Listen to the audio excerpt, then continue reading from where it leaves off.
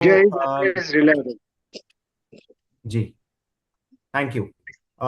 This is the monthly discussion meeting of NAPM Shram. NAPM Shram is National Alliance People's Movement. Shram is Shehri Rashtriya Andolonkari Manch, which is a short form of Urban Struggles Forum. And a big welcome to all of you who have joined from different parts of the country. Everyone from different areas of expertise, different parts of the countries and different cities. Hearty welcome, good evening, जिंदाबाद, सलाम and नमस्ते to everyone. तो मैं इसका हिंदी में बहुत छोटे में बोलता हूँ कि एनएपीएम श्रम जो है वो एनएपीएम का अर्बन सब ग्रुप है जिसके ऊपर हम हर महीने अलग अलग मुद्दों पे चर्चा करते हैं। चर्चा करने के बाद थोड़ा एक्शन भी हम करते हैं, अपने समझदारी बढ़ाते हैं मुद्दों के ऊपर। तो आज के इस मीटिंग में अलग अलग शहरों से, राज्यों से जो साथी यहाँ पे जुड़े हैं उनको गुड इवनिंग, जिंदाबाद, सलाम और नमस्ते हमारी तरफ से। एक सभी से रिक्वेस्ट है कि मीटिंग में हमारे वक्ता तो यहाँ पे आए हैं और हम जस्ट स्टार्ट करने वाले हैं मीटिंग को। इसमें आप प्लीज अपना परिचय अगर चैट में कर देंगे तो बहुत अच्छा रहेगा, क्योंकि वो हमको आपसे आगे कनेक्शन बनाए रखने में, आगे आपसे संपर्क बनाए रखने में काफी मदद करेगा। तो अपना नंबर अगर आप ठीक है उससे, और अपना ईमेल तो डेफिनेटली आप दें और परिचय अपना चैट पे दें। एंड इसमें दूसरे और साथी हैं जो डिवाइस नाम जिनका पड़ा हुआ है, जैसे कि सैमसंग फोन के साथी हैं।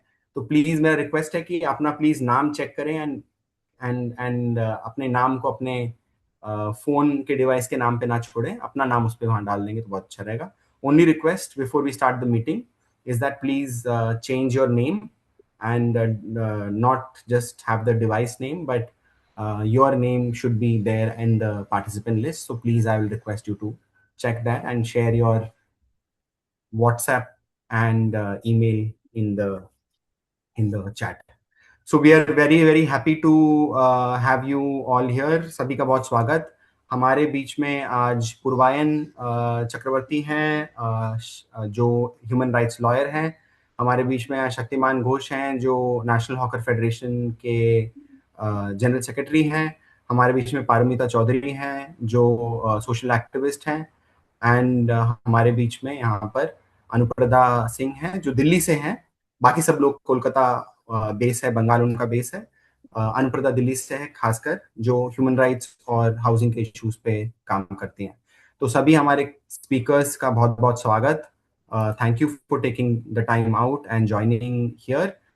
We have three speakers who are from Kolkata and West Bengal, bringing that perspective, but we really wanted someone to uh, give us a bigger picture of what's happening at a national level, which is why we have Anuprada Singh, who's a lawyer from Delhi. Purvayan is also a lawyer and an activist based out of Kolkata. And we have, of course, Shaktiman Ghosh from NHF, and Paramita, who's a social activist.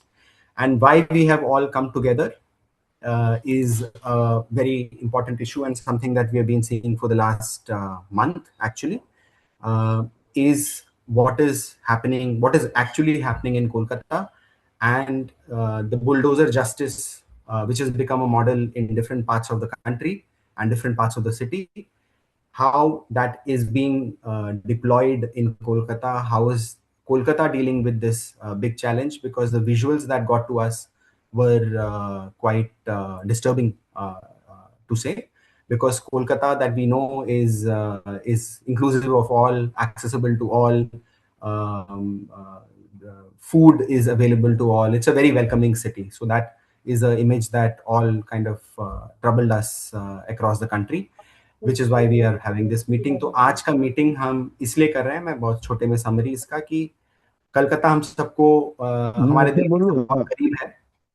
इसमें हमको कलकत्ता सबको welcome करने वाला शहर है, सबके लिए accessible शहर है, सबके लिए खाना शहर में मिलता है, और सबके लिए समावेशी किस्म का शहर है।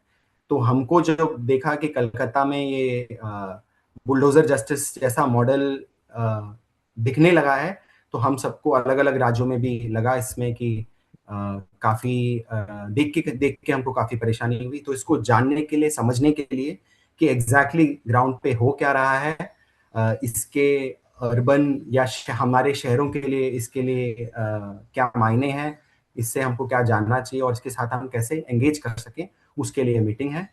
तो हम आज के मीटिंग का हम सोच रहे हैं कि घंटा 1.5 घंटे का सेशन होगा, जिसमें the speakers will have 10 minutes each to first make the comments. Then we will have some more questions, and then we can have a detailed discussion. Of course, participants will also have a lot of questions, and we can kind of discuss and go through of how do we take it forward. Request to the speakers is that कि अगर आप English में बोल रहे हैं तो summary please थोड़ा सा समरी हिंदी में रखिए।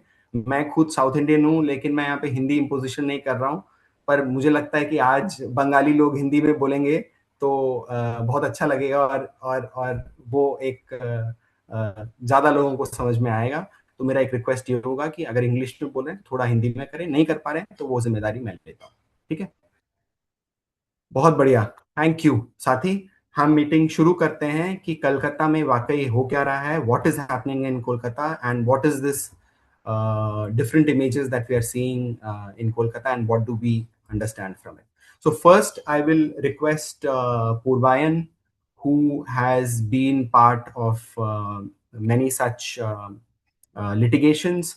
He can tell us of what is the ground situation and what are people facing right now. Purvayan, are you there?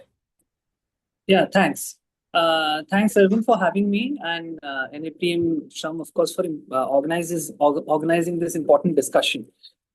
Over the last 1.5 months, and of course, with me, there's Paramita Di and also Shuktimanda, and they'll be able to tell you probably the political context in which these demolition and/or eviction drives are being carried out. But in my understanding, see, over the last 1.5 months, we've seen in multiple places, in multiple railway station, in and around railway stations, hawkers and slums are being demolished. They're being put on notice for eviction. And this is happening without following absolutely no due process of law. And before, before I sort of proceed further, I must put you all on this caveat that I'm representing some of the petitioners. There are about 25 petitions, and I will come to that maybe in some time. And I'm representing quite a few of the petitioners and the petitions in the Calcutta High Court. So yeah, so that's that's the caveat in with which probably I'll speak about whatever little facts that I know. So what's happening now is not really unique to this regime. So perhaps there's an impression that this is something that is happening for the first time in West Bengal or in Calcutta. But this is not unique to this regime. We've seen this in the past regime as well. I mean, in my limited experience, I'm working in Calcutta for last 3.5 years. Last year we've seen how municipalities across the state, in all municipalities, including in Calcutta Municipal Corporation, in complete disregard of the Street Vendors Act, the evictions were carried out, right? And we conducted fact-finding, a series of fact-finding, and it disclosed a very alarming picture, how without any notice, without following due process of law, how hawkers were basically removed and evicted last year because the political supremo back then once felt that because of hawkers and street vendors, her political vote bank was perhaps being affected, right? So we have seen this authoritarian attitude of the state before also. So this is something that I want to sort of clarify before I talk about today's situation in Calcutta.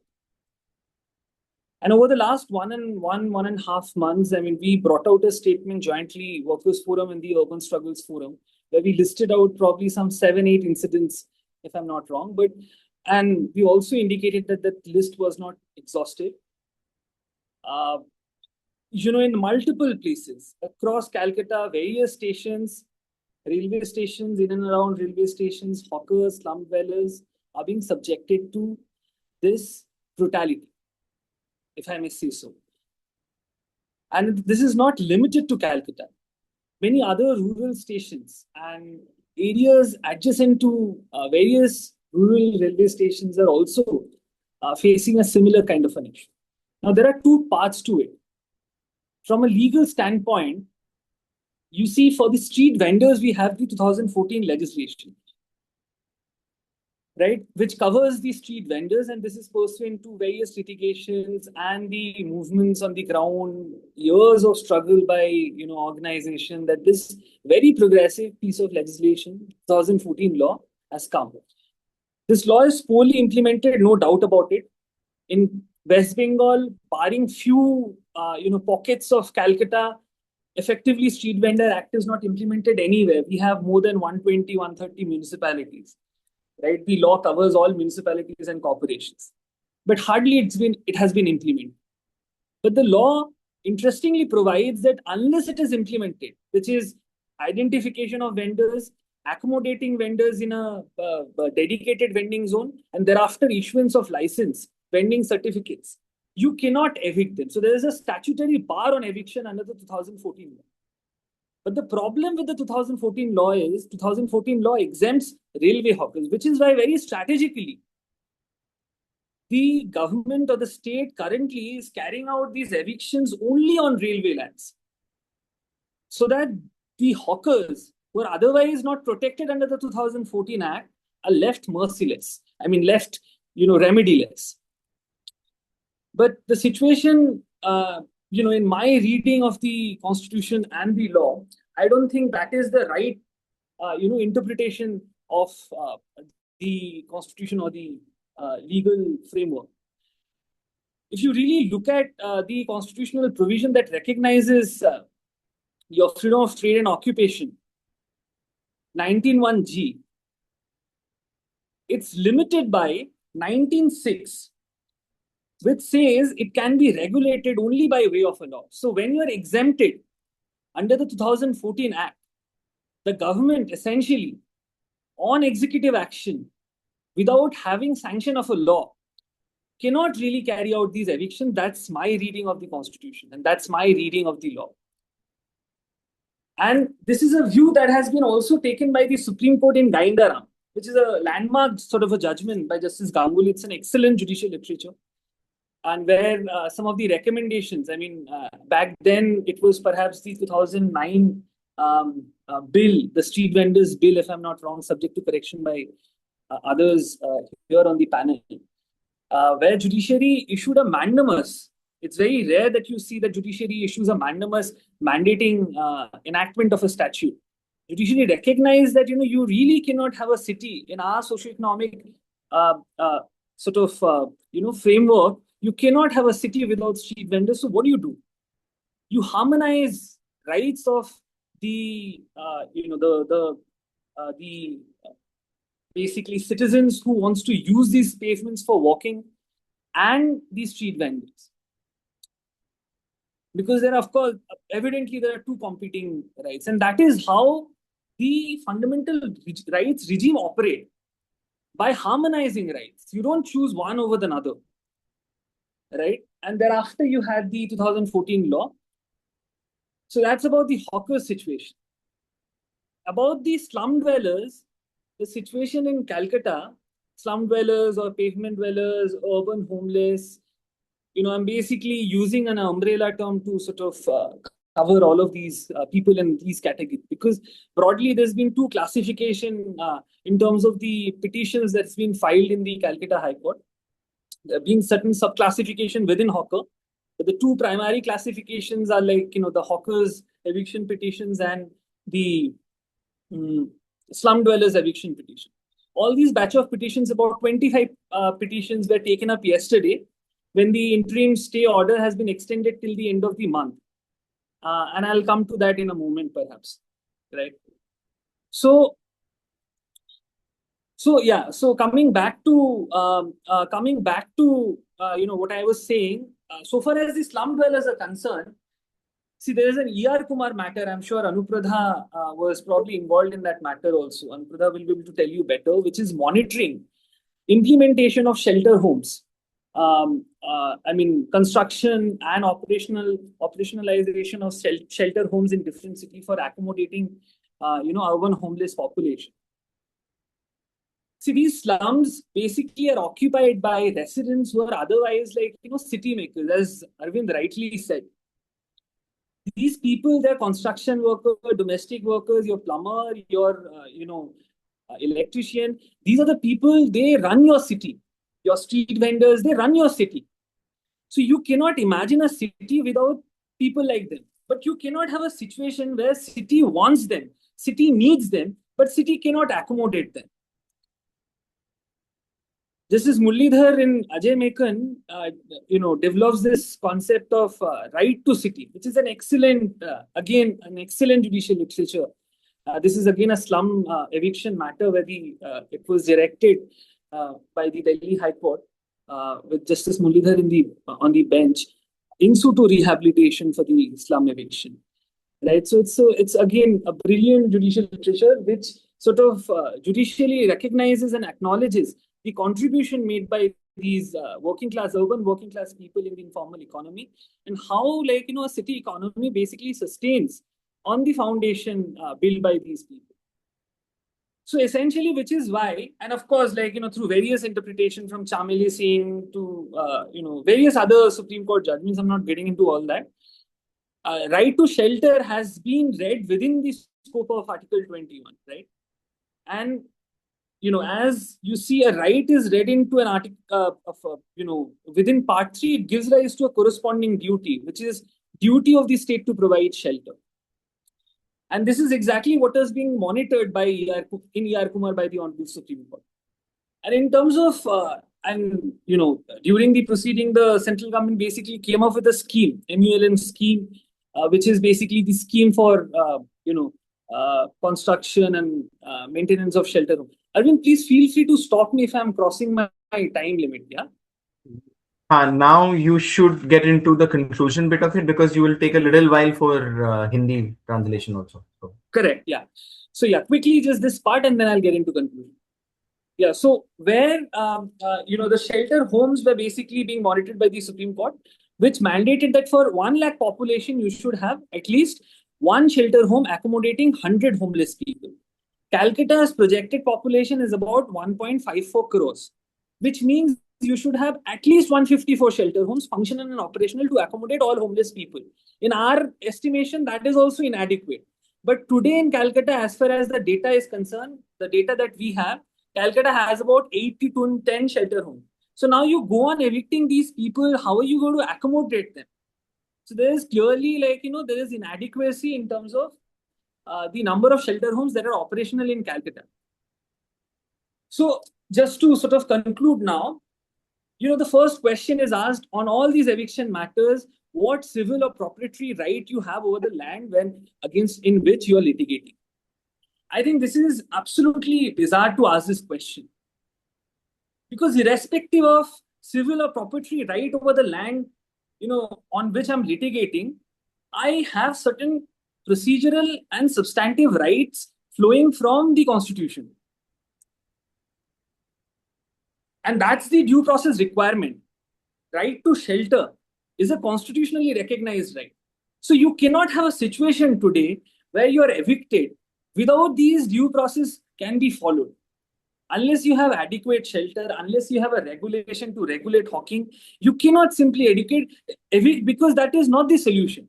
Solution to have a robust regulation in place to regulate hawking, particularly railway hawking, because for street vendors, you have a regulation. Solution is to have dignified and adequate shelter for urban homeless. Nobody wants to live in the slums. Nobody wants to live in the slums. They're compelled to live in the slums. And judiciary and the state must recognize that. And, I'll just take maybe another 30 seconds if that's okay, Arvind. Please, on the procedure question. So, these evictions and demolitions are being carried out with absolutely no regard for, rule of law. It's simply unthinkable for a civilized nation governed by rule of law. You do not even follow the summary procedure that's prescribed under PP Act. The PP Act is essentially a special legislation created for summary eviction from public premises. What it says, a state officer will issue a notice you will have to show cause, you will have an opportunity to adduce evidence, fight your case. State officer will pass an eviction order that is challengeable before the district court, and thereafter, like, the all legal remedies are available. Without following this bare minimum procedure, the evictions are being carried out under the Railways Act, which one provision, 147, if I'm not wrong, subject to correction by others, wherein they say, and it's meant for, like, somebody who enters railway without a ticket, for example. For them, you are not going to go under PP Act. You can simply take them out because he is entering railway station without a ticket, and that provision, which is meant for that, which is a penal provision, which is meant for that, is being used today, sought to be used today to essentially carry out eviction on slums and hawkers who have been occupying the place for 30 years, 40 years, 50 years. So that is the difficulty. And this specific question is not decided. There are conflicting opinions as far as Calcutta High Court is concerned. The question of law is pending consideration by a larger bench. Despite that, these eviction proceedings are, sort of being carried out. Right. So with that, I'll conclude. And if there are any other specific question, I'm happy to take up. But before that, I'll probably quickly do, like, maybe a summary. If I'm missing out on something, please, Arvind, feel free to sort of intervene. And Absolutely. I'm really, like, apologizing in advance for my Hindi. So नहीं, yeah. तो मैं ये बोल रहा था कि ये मैं जो मतलब बेसिकली मैं बता रहा था शुरुआत में, जो मैं बता रहा था कि ये केवियट मैं देना चाहूंगा, मतलब मैं सबको फेयर डिस्क्लोजर और वार्निंग देना चाहूंगा कि मैं जो मैटर्स अभी कैलकाटा हाईकोर्ट में पेंडिंग है उसमें कुछ मैटर्स में मैं अपीयर कर रहा हूँ। तो विद दैट बेसिकली टेक, मतलब उसके साथ आप मेरा बात सुनिएगा, मतलब वो बेसिकली समझ के, राइट। फिर मैं जो बता रहा था कि ये बस ये सरकार के समय पे दौरान में हो रहा है, ये सोचने का जरूरत नहीं है। जो हमारे मतलब साथी हैं, वर्किंग क्लास साथी हैं, इनके साथ ये बर्ताव हमने पिछले सरकार के समय में भी देखा है। जब अक्रॉस म्यूनिसिपैलिटी, सारे म्यूनिसिपैलिटीज में हॉकर्स एविक्शन हुए थे, हमने वो फैक्ट फाइंडिंग किया था, हमने लिटिगेशन भी किया था उस समय पे, और पूरा हमारा 2014 का जो कानून है उसको बाईपास करते हुए हुआ था। उसके बाद में बता रहा था कि कैसे मतलब हमारे जो झोपड़ी या बस्तीवासी लोग हैं, स्लम ड्वेलर्स जो हैं और हॉकर्स हैं, दो तरीके के केसेस में एविक्शन और डेमोलिशन, मतलब ये तोड़ना या फिर इनको यहाँ से निकालने का जो अलग अलग लिटिगेशंस हो रहे हैं या फिर केसेस चल रहे हैं, ये दो तरीके के केसेस हैं। हॉकर्स के लिए मैं बता रहा था कि रेलवे में ये ज्यादातर हो रहा है क्योंकि जो हॉकर्स के लिए जो कानून है, वो कानून में रेलवे हॉकर्स का प्रोटेक्शन नहीं है, इसीलिए इसको चूज किया जा रहा है। उसके साथ साथ मैंने ये भी बताया कि रेलवे हॉकर्स में ये नहीं कर सकते क्योंकि कानून के अलावा आप रेलवे हॉकर्स को ऐसे एविक्ट नहीं कर सकते। तो ये भी मतलब गैर कानूनी है मेरे हिसाब से। फिर मैं और एक चीज मैंने बताया स्लम ड्वेलर्स के बारे में कि स्लम ड्वेलर्स का भी मतलब राइट टू शेल्टर, मतलब घर का अधिकार, रहने का अधिकार है। और ये रहने का अधिकार जो है, ये संविधान सबको देता है। ये इंसान होने के नाते जो बेसिक अधिकार मिलता है हमें, तो इसके लिए उसमें से एक रहने का अधिकार भी फंडामेंटल राइट, मतलब मौलिक अधिकार के तौर पे हाँ, ये रिकग्नाइज्ड है। तो उसके लिए सरकार का ये जिम्मेदारी बनता है कि वो सबके लिए रहने का इंतजाम करे, और वो करे बिना वो कभी भी इस तरीके से एविक्शन नहीं कर सकते। और बिना रहने का इंतजाम किए अगर एविक्शन हो रहा है, मतलब किसी का घर तोड़ा जा रहा है, घर से निकाला जा रहा है, स्लम में जाके स्लम तोड़ा जा रहा है, तो ये सारा मतलब मेरे हिसाब से गैर कानूनी है। और मैं ये भी बता रहा था कि किस तरीके से शहर में ये जो लोग हैं, हमारे वर्किंग क्लास साथी हैं, वर्कर्स हो और भी जो दूसरे लोग स्लम में रहते हैं, उनका कितना कंट्रीब्यूशन होता है हमारे शहर में हर रोज के दिन में हमारा। और उनके बिना शहर चल नहीं सकता है, शहर बंद हो जाएगा। लेकिन हम लोग, शहर को वो लोग चाहिए लेकिन शहर उनको रख नहीं सकता है या फिर उनको एकोमोडेट नहीं कर सकता है, जो बहुत मुश्किल प्रोपोजिशन है एक्सेप्ट करने के लिए। तो यही मैं बोल रहा था, मुझे शायद कुछ छूट गया हो तो अरविंद आप प्लीज ऐड कर दीजिए। और again sorry for my Hindi. नहीं, नहीं, बहुत बहुत शुक्रिया। Thank you for giving us a very good context, and Hindi में समरी के लिए भी पुरबाइन बहुत बहुत शुक्रिया। बट आपने क्या किया है कि you have given us a very good legal understanding of how things are panning out and how is it unfolding in Kolkata. बस मेरा नेक्स्ट जो हमारे स्पीकर हैं यहाँ पर, शक्ति दादा आप हमारे साथ थोड़ी देर के लिए हैं, तो मैं चाहूंगा कि पारमिता आप पहले आ जाएं या फिर पहले आप बात रखना चाहेंगे। आप आपका वॉइस म्यूट है एक बार, क्योंकि मेरा सवाल ये भी है, मैं भी पुरबाइन से बात सुन के, पुरबाइन का एक पहले ये, पारमिता को दीजिए। ओके थैंक यू, क्योंकि आप उसके बाद में रखेंगे हमको थोड़ा और पर्सपेक्टिव मिलेगा। पर मेरा एक सवाल ये भी है कि इसका एक legal angle, of course law कैसे इंप्लीमेंट कर रहा है वो ये है, वो अच्छी बात है, लेकिन और आपने यहाँ पर ये भी बोला कि शेल्टर्स का केस है, स्ट्रीट वेंडर्स एक्ट के अंदर भी एक गैप है, इम्प्लीमेंटेशन ओवरऑल वीक था, रेलवे वेंडर्स को कवर नहीं करता है, so on and so fourth, तो लीगल एक अंडरस्टैंडिंग है। लेकिन जो हम देख रहे हैं, क्या वो एक नॉर्मल स्टेट का प्रोसेस, या जो एक सरकार या प्रशासन जो लोगों पे लोगों पे कभी कभी वार करती है, स्लम्स को डिमोलिश करती है, ये हमारे लिए नया नहीं है। But what we are seeing in Kolkata and West Bengal and across the country, is that different, and how is that panning out in Kolkata is what we are wanting to also understand. तो इसका on ground क्या perspective है Paramita? What are the people saying? What are the communities feeling? What are the civil society understanding of what is happening? तो Paramita first, उसके बाद हम शक्तिदार से भी पूछेंगे कि इस पे वो क्या सोचते हैं।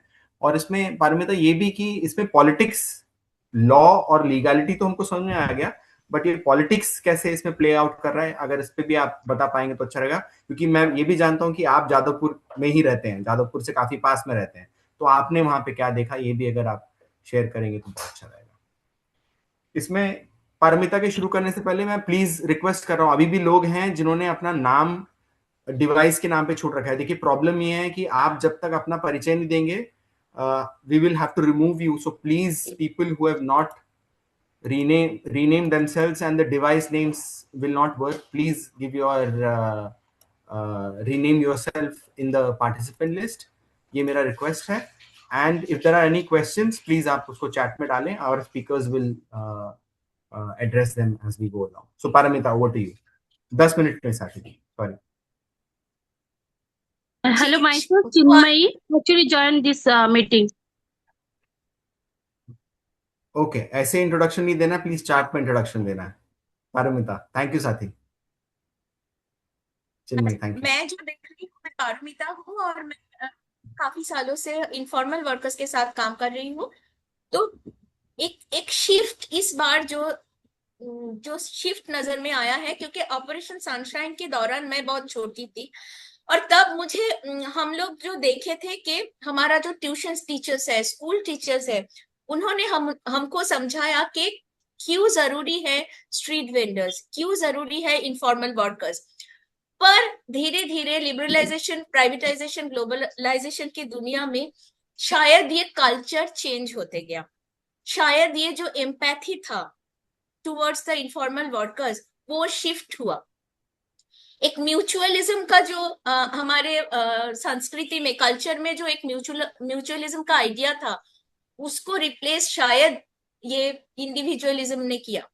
मैं कुछ दिन पहले, ये जादवपुर का ही निवासी है, किसी ट्रेड यूनियन लीडर की बेटे से बात कर रही थी, ये जादवपुर का मतलब बुलडोजिंग को लेके। उन्होंने कहा ठीक ही तो है, railway hawkers are not allowed.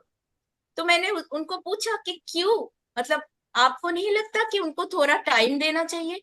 वो लोग एक 20 साल, 10 साल, 20 साल से काम कर रहे हैं। उन्होंने कहा नहीं, क्यों? ये क्योंकि ये शहर को स्मार्ट सिटी बनानी है। स्मार्ट सिटी में इनफॉर्मल वर्कर्स की कोई जगह नहीं। वो आएंगे, काम करेंगे, चले जाएंगे सिटी से, बस काम करेंगे। They can't be part of the city. ये जो आइडिया है, ये स्पेशली जो मिडिल क्लास लोग हैं उनमें भी ये एस्पिरेशन आ गया कि हम रहते तो है इंडिया में, पर हमारा जो सुविधाएं है, जिसके मतलब इंडिया में शायद 1227 1287 का पॉपुलेशन डेंसिटी है, पर हमारा शहर दिखना चाहिए न्यूयॉर्क जैसा। ये एस्पिरेशन उनका है। ये ग्लोबलाइजेशन, प्राइवेटाइजेशन, लिबरलाइजेशन के बाद ये हमने देखा, ये बहुत कल्चरल शिफ्ट है। और इसी इसी जरिए ये लोग मॉल से चीजें खरीदते हैं, ब्लिंकिट करते हैं, पर छोटे जो दुकान है उससे में से वो खरीदते नहीं। ये बहुत इंपॉर्टेंट शिफ्ट है हम जो देख रहे हैं। और क्योंकि इसके पीछे एक, मुझे जो लगता है कि एक बहुत बड़ा सोशल मुद्दा है। हम लोग जब कम्युनिटीज में भी काम करने के लिए जा रहे हैं, हम देख रहे हैं उनमें भी बहुत सारे डिवाइड है with in the slum dwellers, with in the workers. ये वर्कर जो है, मैं एक रिक्शा पुलर से उस दिन बात कर रही थी, जादवपुर के ही रिक्शा पुलर है। उनको मैंने पूछा कि ये अब कैसा सिचुएशन, हाल कैसा है, आप तो उधर से आ रहे हैं। उन्होंने कहा नहीं नहीं, उनको तो उठा ही देना चाहिए, क्योंकि अगर वो लोग बैठे रहेंगे तो रास्ता बहुत मतलब नैरो हो जाएगा और हम मतलब रिक्शा चला नहीं पाएंगे। तो मुझे कभी कभी लगता है कि हम लोगों को ये कल्चर चेंज करने की जरूरत है। एक कल्चर जो कल्चर मतलब हो गया कि विदाउट कंपैशन, विदाउट एम्पैथी का कल्चर, जो हम इस बार देख रहे हैं कि बहुत सारे, एक बहुत बड़ा सेक्शन ऑफ मिडिल क्लास जो इस बुलडोजिंग एक्ट को सपोर्ट कर रहे हैं, वो समझ ही नहीं पा रहे हैं। उनको ये स्ट्रीट वेंडर्स एक्ट के बारे में नहीं मालूम। वो मतलब क्या फंडामेंटल राइट्स है उसको भी वो नहीं देखना चाहते। वो सिर्फ देखना चाहते हैं अपनी सुविधा। मुझे सुविधा होगी, एक मतलब क्लियर रोड रहेगा, एक मतलब क्लीन एंड क्लियर रोड रहेगा, तो मेरी आने जाने में सुविधा होगी, मुझे दिक्कतें नहीं होगी। ये इंडिविजुअलिज्म है। जब हम जा रहे हैं कम्युनिटीज में, रजिस्टर्ड कम्युनिटीज और अनरजिस्टर्ड कम्युनिटीज में भी हम भेद देख रहे हैं। जो रजिस्टर्ड कम्युनिटीज के स्लम ड्वेलर्स हैं वो बोल रहे हैं सही है, अनरजिस्टर्ड है उसको उठा दो, वो लोग तो यहाँ के नहीं है, वो लोग उधर से आके हमारा नौकरी में उसको मतलब उसका शेयर कट करता है, हमारा जो वेतन मिलना चाहिए वो कम वेतन में करते हैं। तो मुझे कभी काम एज अ सोशल वर्कर, मैं कोई लीगल या पॉलिटिकल पार्टी की तरफ से नहीं कर रही हूँ, एज अ सोशल वर्कर मुझे लग रहा है कि ये सोसाइटी का जो नजरिया है उसको, और ये जो कल्चर है, कल्चर ऑफ इंडिविजुअलिज्म, उसको चेंज करने की बहुत जरूरत है। वर्कर्स के बीच सॉलिडरिटी बनाने की बहुत जरूरत है। और इसीलिए हम कुछ मतलब लाइक माइंडेड लोग एक साथ में आए हैं कोलकाता में, और हम जो जहाँ पे जिस भी कैपेसिटी में काम कर रहे हैं, जैसे मैं पुरुषों के साथ काम कर रही हूँ, डोमेस्टिक वर्कर्स के साथ काम कर रही हूँ, उनके साथ हम लोग ये सॉलिडरिटी बिल्डिंग के काम करेंगे। ये कल्चर को जो एकदम अपनी खुद मतलब वही कल्चर बोलता है ना, मैं प्याज नहीं खाती इसलिए प्याज का भाव बढ़े, मुझे कोई आता जाता नहीं है। तो ये कल्चर को चेंज करना, क्योंकि आपको आता जाता नहीं है, शायद आपके नेबर को आता जाता है, शायद फैमिली में किसी एक्सटेंडेड फैमिली में किसी और को आता जाता है। ये जो धारणा है, ये जो कल्चर है, वो चेंज करने की हम लोग कोशिश करेंगे। पावर को लेके हम बात करेंगे, कैसे पावर शेप कर रहे हैं ये पूरा चीजों को, और कॉन्स्टिट्यूशन और कॉन्स्टिट्यूशनल राइट्स को लेके हम बातचीत करेंगे। यही हमने डिसाइड किया हमारे जो कन्वेंशन है उसमें। तो अब ये छोटा मोटा काम हम करेंगे अगले दिनों में, और होपफुली, पता नहीं कि ये कल्चर तो तुरंत नहीं आया, तुरंत जाएगा भी नहीं, पर छोटे छोटे करके अगर कुछ चेंजेस दिखे, वही हमारे लिए बहुत इम्पोर्टेंट Perfect. है। Thank you. I will Thank you, Paramita. Thank you, Paramita, for a very good perspective on what's happening. And आपका ये वाला एग्जाम्पल बड़ा अच्छा लगा, जिसमें आप बोले कि ऑपरेशन सनशाइन जब हुआ था तो हमको ये बोला गया था कि स्ट्रीट वेंडर्स कैसे हमारे लिए जरूरी हैं, हम उनके ऊपर डिपेंडेंट हैं, और वो वाला अंडरस्टैंडिंग। लेकिन कल्चरली अभी क्या बदला है, और आपने ऐसा महसूस किया है जो आपने यहाँ पे प्रेजेंट किया, उसके लिए बहुत बहुत धन्यवाद। अब मैं जाना चाहूंगा शक्तिमान दादा पे, Shaktimaan Ghosh, who is with us to give us also like who has worked of course with street vendors के साथ का इतना पावरफुल काम रहा है, तो आप दादा इस पूरे प्रोसेस को कैसे देखते हैं, और इसमें आपको फ्यूचर में क्या चैलेंजेस या इश्यूज दिख रहे हैं? अभी का जो है वो तो है स्ट्रीट वेंडर्स के हवाले से, लेकिन आपको फ्यूचर में इसका क्या, किस दिशा में ये जा रहा है? वैसा लग रहा है कि क्या रेलवे लैंड पे वेंडर्स या अभी जो इनफॉर्मल सेटलमेंट्स हैं, बस्तियां हैं, उस पे जो अभी वार हो रहा है, क्या इसको और शहर के दूसरे कोने पे लेके जाया जाएगा, दूसरे सड़कों पे लेके जाया जाएगा? इसको आप किस दिशा में देखते हैं? और ये जो चेंज कल्चर है जो पारमिता ने इसके ऊपर पहले बात रखी, वो आपको दूसरे उस शहर में ऐसा आपको दिख रहा है क्या? ये आपसे पूछना चाहेंगे, जानना चाहेंगे। Thank you NAPM, thank you speaker. और आज का इस मीटिंग में काफी संख्या में जो साथी लोग आए हैं, सबको धन्यवाद। मेरा बात बाकी स्पीकर से थोड़ा अलग होगा, क्योंकि मेरा जो एक्सपीरियंस वो 60 years, more than 60 years street vendor की एक्सपीरियंस है।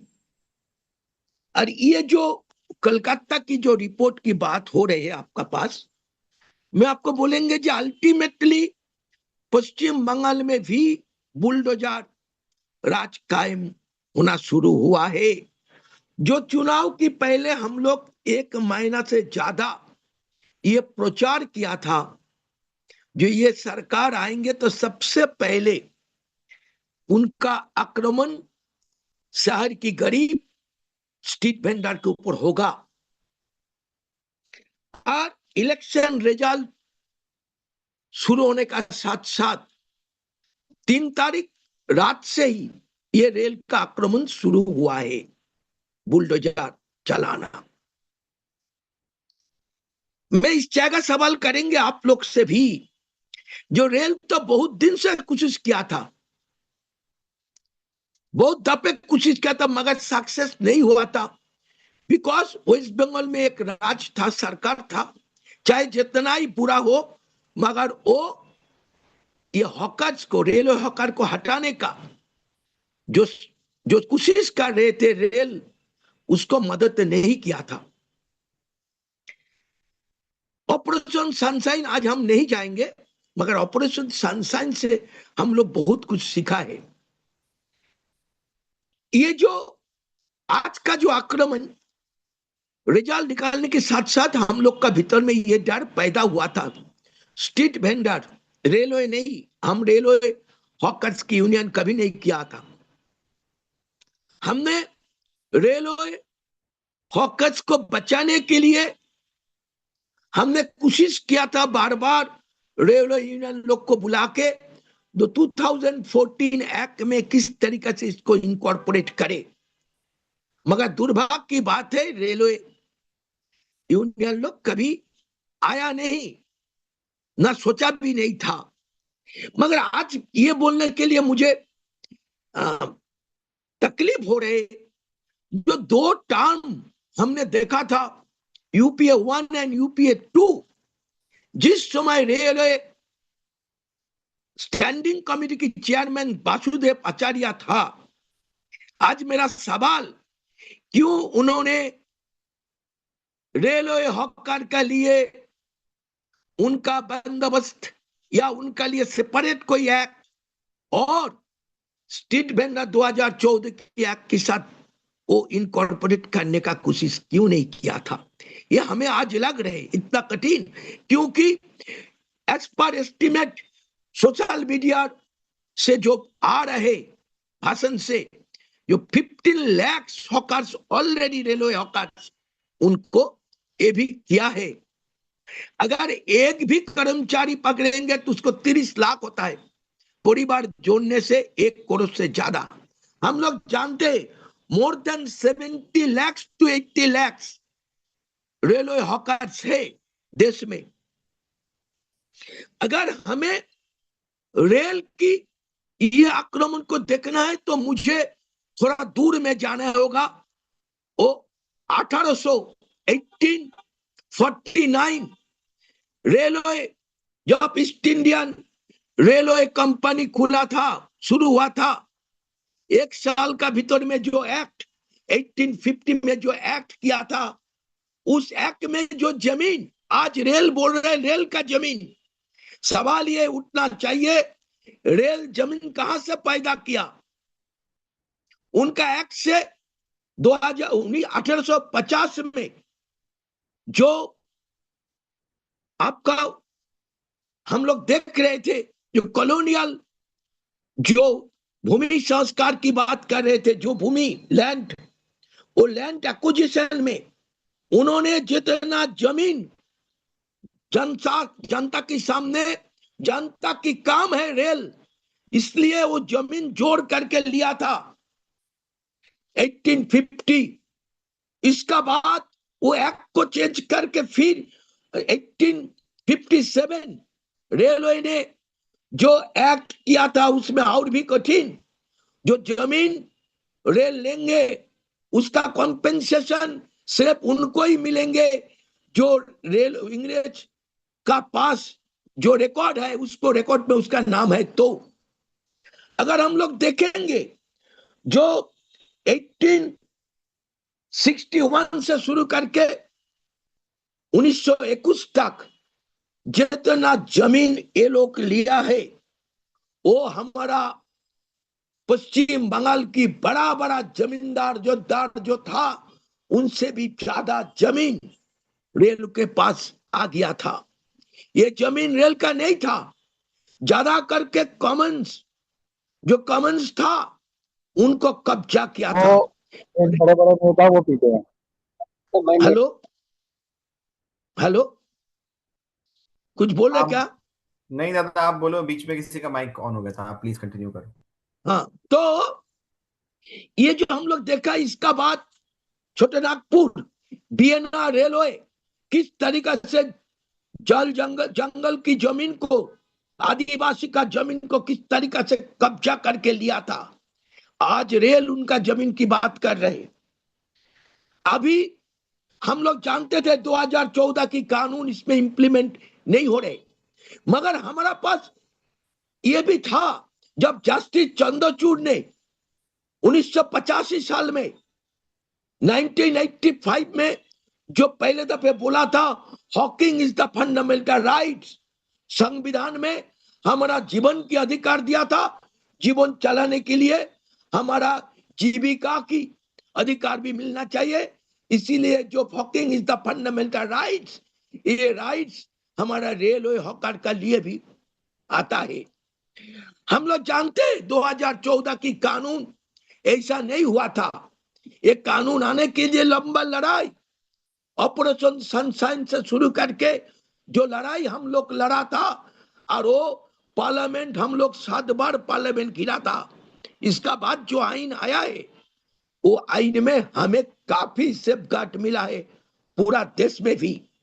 हाँ, 100% नहीं हुआ, मगर इस आइन इंप्लीमेंट होने के लिए अभी पश्चिम बंगाल में हमारा एक साथी बोला है, हम उसको बोलता हूं, जो ये आइन हमारा पश्चिम बंगाल की काफी सेफगार्ड दिया है सब जगह पर। हमारा पश्चिम बंगाल में, कलकत्ता में, राजधानी में जो एक्ट का इंप्लीमेंटेशन हुआ है, टीबीसी, पूरा हिंदुस्तान में बेस्ट टीबीसी, ये एपीएस का स्टडी से निकल के आया है। क्यों? क्योंकि हम लोग टीबीसी गाड़ दिया बोल के आज इतना बुलडोजर होने का बावजूद भी एक भी स्ट्रीट वेंडर का ऊपर आक्रमण नहीं आया है अभी भी, बिकॉज द सेफगार्ड। एक भी स्ट्रीट वेंडर कलकत्ता, उसका अगल बगल में ईस्टर्न बाईपास से शुरू करके salt lake, new town, sector 5, ये जगह पर काफी लड़ाई हमें लड़ने पड़ा था। मगर अभी ये कानून, ये जो अगले सरकार जो था उसका समय में हम लोग ये लड़के ये टीबीसी को उस तरीका से किया था। 3 बार इसका बीच में लास्ट 15 डेज की 20 डेज के भीतर में 3 नोटिस हुआ था। हम लोग उस नोटिस को खिलाफ हमें वकील का जो लेटर दिया था उसमें विड्रॉ किया था। ये हम लोग तैयार है इस लड़ाई के लिए, जो हमारा स्ट्रीट वेंडर के ऊपर जहां सेफगार्ड है 2014 एक्ट, उसको हम चैलेंज सामने रख रहे सरकार के सामने भी, जो कानून को इम्प्लीमेंट करो, बिना इम्प्लीमेंटेशन ये एविक्शन नहीं होगा। एक दो है रेल की, अगर देखेंगे जो स्टे ऑर्डर की बात हमारा साथी किया है, अभी जो पहले भाषण में स्टे नहीं मिला है, स्टे मिला है वो जो प्लेटफॉर्म हॉकर के लिए स्टे नहीं है, वो है जो रेल जिनको लाइसेंस दिया था उनको जो हटाया था उनको लिए जाएगा देखने बोला है हाई कोर्ट ने। उनका लिए उनका साथ साथ जो रेल स्टेशन के बाहर में बस्ती से शुरू करके जो जगह पर है वो जमीन रेल क्लेम कर रहे हाई कोर्ट में। ये चैलेंज विकास बाबू से शुरू करके लोग किया, जो रेल का जमीन पूरा नहीं है, इसीलिए हाई कोर्ट ने रेल को बोला तुम मैपिंग करके जमा दो, जो लैंड किसका है, तुम्हारा क्या लैंड है।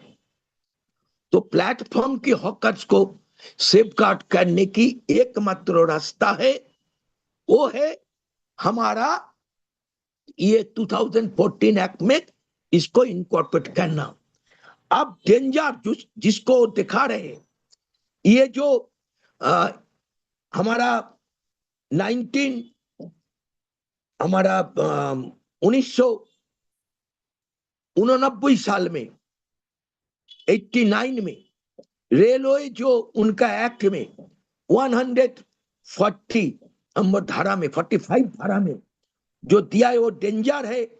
जो रेलवे हक इसमें अगर हॉकरी करने अगर किसी को पाएंगे तो उसका लिए 2000 रुपया फाइन और उनका साथ साथ 1 साल जेल। ये बहुत डेंजर जो है उनको हमको देखने पड़ेगा। इसका ऊपर में जो हमें ज्यादा लगा नहीं, क्योंकि सीपीएम की सरकार जब था पश्चिम बंगाल में ऑपरेशन सनशाइन किया था 96 में, तो 97 में उन्होंने एक कानून बनाया था, बिल पास कराया था, ठीक रेल को देखते हुए अगर हॉकिंग करने का समय किसी को पकड़ेंगे तो 250 रुपया फाइन, 6 महीना नॉन अवेलेबल ऑफेंस। हमने हजारों कॉपी जलाया था। जिस देश में डकैती करने से, रेप करने से, खून करने से 90 दिन में बेल मिलता है, उस देश में हॉकरी करने के लिए 6 मंथ नॉन अवेलेबल ऑफेंस, ये जो लेफ्ट फ्रंट गवर्नमेंट किया था आज भी वो कानून उस पे है, वो रेल के देख के ही किया था। और पश्चिम बंगाल में ये नया, इसका पहले जो सरकार है कोई बस्ती या झुपड़ी को जलाया नहीं, तोड़ा नहीं है। जो 2002 में हमने देखा है जो किस तरीका से कैनेल साइड में लगातार ये भी किया था, जला दिया था राजा बाजार बस्ती को। That time left front government power में थे। पश्चिम बंगाल में हाउसिंग राइट या हमारा शेल्टर की मूवमेंट बहुत कमजोर है, जिनको मजबूत करने की दरकार है। मगर इनका साथ साथ लेफ्ट फ्रंट गवर्नमेंट में एक अच्छा काम किया था। पश्चिम बंगाल में 1/3 जो बस्ती इस्लाम है, इनको ठिका टेनेंसी एक्ट में इसको लीगल दिया था, राइट। दैट्स व्हाई इस्लाम को पूरा आक्रमण हमारे यहाँ कम है, रेलवे बस्ती को है। मुझे इस लड़ाई को इस तरीका से करना चाहिए जो इस्तांबुल कॉन्फ्रेंस में, कन्वेंशन में, इस्तांबुल डिक्लेरेशन में हिंदुस्तान की सरकार ने सिग्नेचर किया था। इस लड़ाई को भी सामने लेके आना था, सबका माथा पर छात रहेगा। तो साथी, नेशनल हॉकर फेडरेशन हम लोग रेलवे हॉकर्स को इस कानून को में इनकॉर्पोरेट करने के लिए सुप्रीम कोर्ट में केस करने की व्यवस्था कर रहे।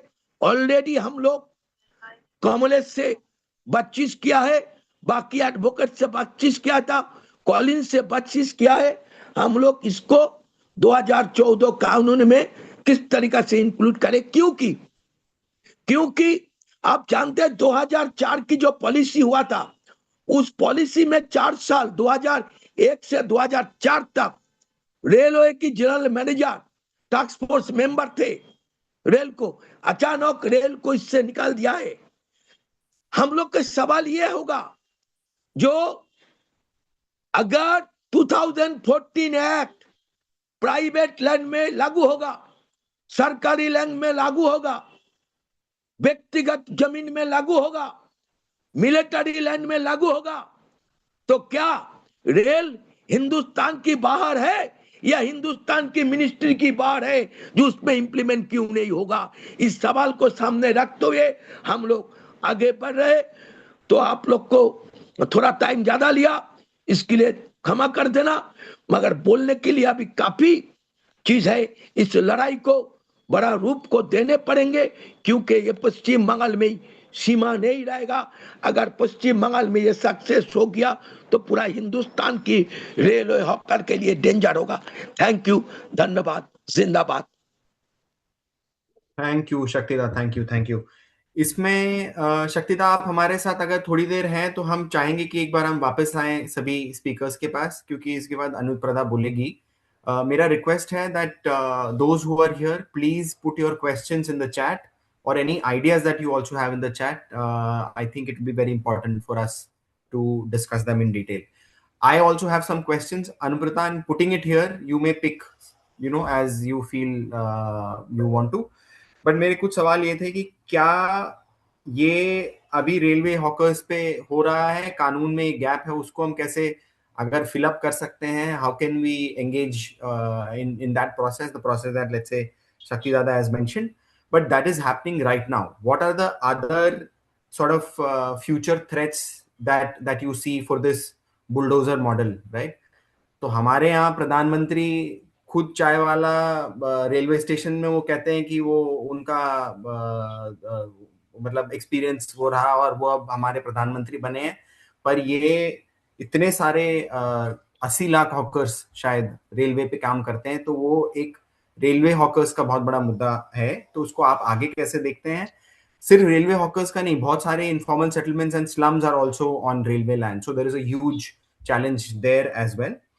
पूरे ग्रुप के लिए कि इस बुलडोजर मॉडल को क्या मतलब, इस पे हमारा जवाब क्या होना चाहिए, या हम क्या आइडियाज हैं? तो एक पारमिता का आइडिया था सॉलिडारिटी ग्रुप्स बनाना, डिस्कशन करना, इसमें आप लोगों की क्या सोच है? और अनुप्रदा आपके लिए कि इसका नेशनल क्या पर्सपेक्टिव है, नेशनली और दूसरे शहरों में क्या हो रहा है, अगर ये भी आप शेयर करेंगे। एंड इन सब मुद्दों पे आप क्या आपकी क्या सोच है, and what are your thoughts on this as we see Kolkata right now? Thank you. Yes, जिंदाबाद सभी को। Thank you Arvind. तो अगर हम बात करें, डेमोलिशन की बात करें, तो जैसा अभी कोलकाता में हो रहा है ऐसा दिल्ली में भी हो चुका है। तो जब 2019 में इलेक्शंस हुए थे और बीजेपी हार गई थी, तब हमने देखे थे कि इमीडिएटली मास डेमोलिशंस होना शुरू हो गया था पूरे शहर में, जो हमने पहले कभी नहीं देखा था। अभी की बात करें, स्ट्रेंजली इस बार तो बीजेपी जीत गई है, बट हम अभी भी देख रहे हैं कि बहुत ज़्यादा डेमोलिशंस हो रहे हैं, और इनफैक्ट जो पहले का जो लेवल था वो और ज़्यादा बढ़ गया है, क्योंकि अब इसमें जो मिडिल क्लास की जो बस्तियां हैं, लोअर मिडिल क्लास, वो भी इंक्लूडेड हो गए हैं। तो अगर डेमोलिशन की बात करें तो इसमें जो हम पहले देख रहे थे वो डेमोलिशन तो बहुत सालों से होता है, इट्स नॉट समथिंग न्यू। तो अरविंद भी दिल्ली में काम कर चुके हैं, यहाँ पे हमने रेगुलरली जो है हम कोर्ट जा रहे थे, डेमोलिशंस, मास डेमोलिशंस हो रहे थे। बट जो अभी जो थोड़ा ज़्यादा चिंताजनक बात यह है कि जो डेमोलिशंस जो अब हो रहे हैं कुछ सालों में, वो थोड़ा प्यूनिटिव हैं, एज अ पनिशमेंट हो गए हैं। तो उस पे जो डेमोलिशन जो प्यूनिटिव हैं उस पे थोड़ा हमें ध्यान देने की ज़रूरत है, वो ज़्यादा खतरनाक हो गए हैं। इस पे जो अगर हम बात करें प्यूनिटिव डेमोलिशंस के, इसके ऊपर एक सुप्रीम कोर्ट में ऑलरेडी काफ़ी केस चला इस पे, और वहाँ पे जस्टिस गवई थे, जस्टिस विश्वनाथन थे, उनका एक जजमेंट भी आया 2024 में, जजमेंट आया उनका, जहाँ पे उन्होंने कहा था कि ये भी जो भी डेमोलिशंस हो रहे हैं, जो कि अगर आप किसी भी क्राइम के, अगर एलिगेशन है किसी भी क्राइम का, तो वो 24 घंटे के अंदर नोटिस दिया और फिर घर में आकर के बुलडोजर चला दिया और घर तोड़ दिए। तो ये जो ग्रोइंग कंसर्न था, हमने नू में देखा, 2023 में हमने नू में वायलेंस देखा, हमने नागपुर में देखा, हमने दिल्ली में भी जहांगीरपुर में देखा, जहांगीरपुरी में। जहाँ पे अगर आप किसी भी, अगर यूपी में तो हम देख ही रहे हैं, आए दिन हर जगह हो रहा है, इलाहाबाद में भी काफी डेमोलिशंस हुए, कि अगर आप किसी भी क्राइम का, अगर आपने सीए प्रोटेस्ट को सपोर्ट किया है या फिर किसी भी चीज को सपोर्ट किया है, तो फिर डेमोलिशंस आकर के वो हो रहे थे, जिसके लिए पूरा ये जजमेंट आया था। मैं क्विकली इसमें बता दूं कि क्या था ये जजमेंट, क्या बोल रहा था। उन्होंने ये कहा था कि पहले जो है, जो अगर आपने, अगर आपको किसी ने क्राइम के लिए आपका अलेज किया है, तो इसका मतलब ये नहीं है कि आप गिल्टी हैं। और अगर पनिशमेंट भी होता है, पनिशमेंट का एक अलग प्रोसीजर है। कभी भी आपका घर डिमोलिश करना इज नॉट अ पनिशमेंट, वो कहीं भी लॉ में नहीं लिखा हुआ है। इनफैक्ट कोर्ट ने ये भी कहा कि अगर डेथ पेनल्टी होती है, अगर किस डेथ पेनल्टी की केसेस में भी हाई कोर्ट में जब अफर्म होता है, तभी वो डेथ पेनल्टी भी होती है। ऐसे ऐसे तो जो एक डेमोलिशन का है, ये बहुत ही ज्यादा एक्सट्रीम है, तो ये परमिसिबल बिल्कुल नहीं है। और हर जगह, हर स्टेट में अपने अपने म्युनिसिपल लॉज होते हैं। पर पूर्वायन ने पीपी एक्ट का, पब्लिक प्रेमिसेस एक्ट की बात करी है। उसके अलावा जो म्युनिसिपल कॉरपोरेशन होता है, म्युनिसिपल कॉरपोरेशन के भी लॉज होते हैं। डेवलपमेंट अथॉरिटी जो होती हैं, उनके भी अपने एक अलग लॉज होते हैं। और सब में बस एक ही चीज होती है कि अगर आपको लग रहा है कि ये जो कंस्ट्रक्शन है वो अनऑथराइज्ड है, गैर कानूनी है, इलीगल है, तो आप इस पे नोटिस दो। उस पे 7 से 10 दिन का उसमें नोटिस का टाइम देना होता है। उसमें आपके पास ऑप्शन होता है कि आप जाके, आपकी सुनवाई हो, पर्सनल हियरिंग दिया जाए, और फिर जाकर के ही कोई डेमोलिशन ऑर्डर पास होता है। तो इसी चीज़ों के लेकर के फिर उन्होंने ये भी बोला कि जो राइट टू शेल्टर है, जो राइट टू शेल्टर है, उसमें कभी भी कोई भी जो एक, वो है एक फंडामेंटल राइट है। और जो कलेक्टिव पनिशमेंट दी जाती है कि मान लो अगर मैंने कुछ किया, अगर मैं पॉलिटिकली एक्टिव हूँ बट मेरा पूरा घर तोड़ दिया, जिसमें मेरा पूरा परिवार सफर करता है, तो वो कलेक्टिव पनिशमेंट जो है वो अलाउड बिल्कुल नहीं है, ये भी कोर्ट ने कहा। और डायरेक्शंस ये दिए थे कि अगर 15 दिन का कम से कम नोटिस देना जरूरी है, जिसको आप रजिस्टर्ड पोस्ट के थ्रू भेजेंगे।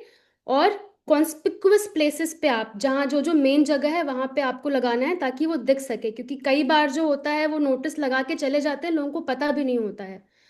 दूसरा चीज उन्होंने कहा कि अवॉइड बैक डेटिंग, क्योंकि कोर्ट को भी पता है कि कितनी बैक डेटिंग होती है नोटिस की। तो to avoid back dating of notice, उसको जो है, आप नोटिस सर्व कर रहे हो तो उसको सीधा फिर डीएम के पास भेजना है, ताकि डीएम को भी पता हो। और नोटिस में ये भी लिखा होना चाहिए कि क्या है नेचर ऑफ अनऑथराइज कंस्ट्रक्शन, क्या क्या डॉक्यूमेंट्स नेसेसरी हैं आपको प्रूफ करने के लिए। और उस पे एक डेट भी मेंशन होना जरूरी है कि आप इस तारीख पे आकर के, अब जो है आपका पर्सनल हियरिंग है, आप वहां पे आप डिसाइड करो। फाइनल फाइनल हियरिंग होगा, ऑर्डर पास होगा। और अगर कंस्ट्रक्शन ऐसा नेचर का है कि अगर उसको आप थोड़ा फाइन करके आप उसको रेगुलराइज कर सकते हो, तो वो उसको कोशिश किया जाएगा। अगर बिल्कुल वो ऑप्शन नहीं है, तभी जाकर के डेमोलिशन ऑर्डर पास होगा। उसमें भी 15 दिन का आपके पास टाइम है, वो इम्प्लीमेंट नहीं कर सकता। अगर डेमोलिशन ऑर्डर पास भी हो गया, तो वो 15 दिन तक इम्प्लीमेंट नहीं होगा, ताकि आपके पास टाइम हो, आप जाके अपील फाइल कर सको। और ये सारी चीजें बोली थी। और एक जो बहुत ही इंपॉर्टेंट चीज बोली थी कि अगर ये डायरेक्शंस का पालन नहीं होता है, इसका वायलेशन होता है, तो फिर आप जो है इस पे कंटेम्प्ट ऑफ कोर्ट लगेगा, और प्रोसिक्यूशन भी होगा। जो वायलेट कर रहे हैं उसका प्रोसिक्यूशन भी हो सकता है, उसके ऊपर कानूनी कार्रवाई भी शुरू की जा सकती है, क्रिमिनल कानूनी कार्रवाई भी शुरू की जा सकती है। बट ये सारे तो काफी दिसंबर की बात है, ये 2024 की। बट उसके बाद भी हम देख रहे हैं कि कितना ज्यादा इससे कुछ तो फर्क पड़ा है, बट बहुत ज्यादा फर्क नहीं पड़ा है। एक और चीज, ये जजमेंट में इन्होंने ये जो था ये बोला कि जो भी अनऑथराइज्ड कंस्ट्रक्शन जो कि किसी पब्लिक प्लेस पे है, जैसे कि road, street, footpath, railway line, ये जो डायरेक्शंस है वो उन जगहों पे एप्लीकेबल नहीं होगा। तो इससे जो, अगर हम बात करते हैं जो स्लम डेमोलिशंस की हम बात करते हैं, स्पेशली जो ये रोड, स्ट्रीट, फुटपाथ पे है, तो काफ़ी ज़्यादा इफेक्ट करता है। बट अगर इसके अलावा जो बाकी पब्लिक प्लेसेस हैं, उस पे तो हम डेफिनेटली बोल सकते हैं कि जजमेंट एप्लीकेबल है। और अगर रोड पे भी है, फुटपाथ पे भी है, तो डेफिनेटली जो बाकी स्टैट्यूटरी लॉज हैं, जो मैंने बात किया कॉर्पोरेशन का, पीपी एक्ट का, वो सब तो एप्लीकेबल है ही। आपको नोटिस तो देना ही पड़ेगा, अगर आप फिर भी फुटपाथ पे क्यों ना रह रहे हो। तो ये सारी चीजें हैं। इस पे ऐसा हुआ था कि अभी मई के महीने में इलाहाबाद में, प्रयागराज में डेमोलिशन हुआ था। और डिपेंड करता है कि हम किस बेंच के पास जाते हैं। अनफॉर्चुनेटली जो कोर्ट में बहुत डिपेंड करता है कि हमारे जजेस कौन हैं। यहाँ पे जब एक केस गया था सुप्रीम कोर्ट में, तो वहां पे कोर्ट ने बहुत ज्यादा स्ट्रिक्टली इसको देखा था और ऑर्डर किया था कि 10 लाख का कॉम्पनसेशन, जो 6 लोगों के घर टूटे थे, 10 लाख का कॉम्पनसेशन ऑर्डर किया था, जो कि बहुत ही, इट्स अनहर्ड ऑफ, ऐसा कभी होता नहीं है। सिमिलरली उड़ीसा में भी डेमोलिशन हुआ था। वहां पे तो नोटिस भी दिया गया था, वहां केस भी चला था। जजमेंट रिजर्व होने के बावजूद 1 घंटे के बाद नोटिस दे करके वहां डेमोलिशन हो गया था। बट फिर भी कोर्ट ने बोला कि ये एडिक्वेट नोटिस नहीं है। आप नोटिस दे रहे हो, बट अगर आप सफिशिएंट टाइम नहीं दे रहे हो उसको एड्रेस करने के लिए, तो ये एडिक्वेट नोटिस नहीं है। उस पे भी 10 लाख का मुआवजा हुआ था, और उसमें से कहा गया था कि 2 लाख जो है वो पर्सनली तहसीलदार पे करेगा। तो सिमिलरली नागपुर हाई कोर्ट में जो फहीम खान का जो घर डेमोलिश हुआ था, डबल स्टोरी बिल्डिंग था उनका, ये भी पॉलिटिकली मोटिवेटेड था। उस पे बॉम्बे हाई कोर्ट ने स्टे लगा दिया था। और अगर हम, तो ये सारी चीज़ें हो रही हैं। एक चीज़ जो बहुत हमने इंटरेस्टिंग देखी कि जब ये नू के वायलेंस हो रहे थे, नू जो हरियाणा में है, जहाँ वहाँ पे करीब 13 से घर से ऊपर तोड़ दिए गए थे, जब वहाँ पे प्रोसेशन चला था और उसके बीच में थोड़े दंगे हुए थे, तो वहाँ पे 1300 से ज़्यादा घर तोड़े गए थे। वहाँ पे Punjab and Haryana high court ने उसका सुओ मोटो कॉग्निजेंस लिया, खुद से केस शुरू किया। और वहाँ पे उन्होंने बहुत स्ट्रिक्टली बोला कि ये एथनिक क्लेंजिंग है in the guys of maintaining law and order. Unfortunately, interestingly, उस पे रातों रात जो है वो बेंच चेंज हो गई, दूसरे बेंच को बुला लिया गया, और फिर उस केस में ज़्यादा कुछ हुआ नहीं।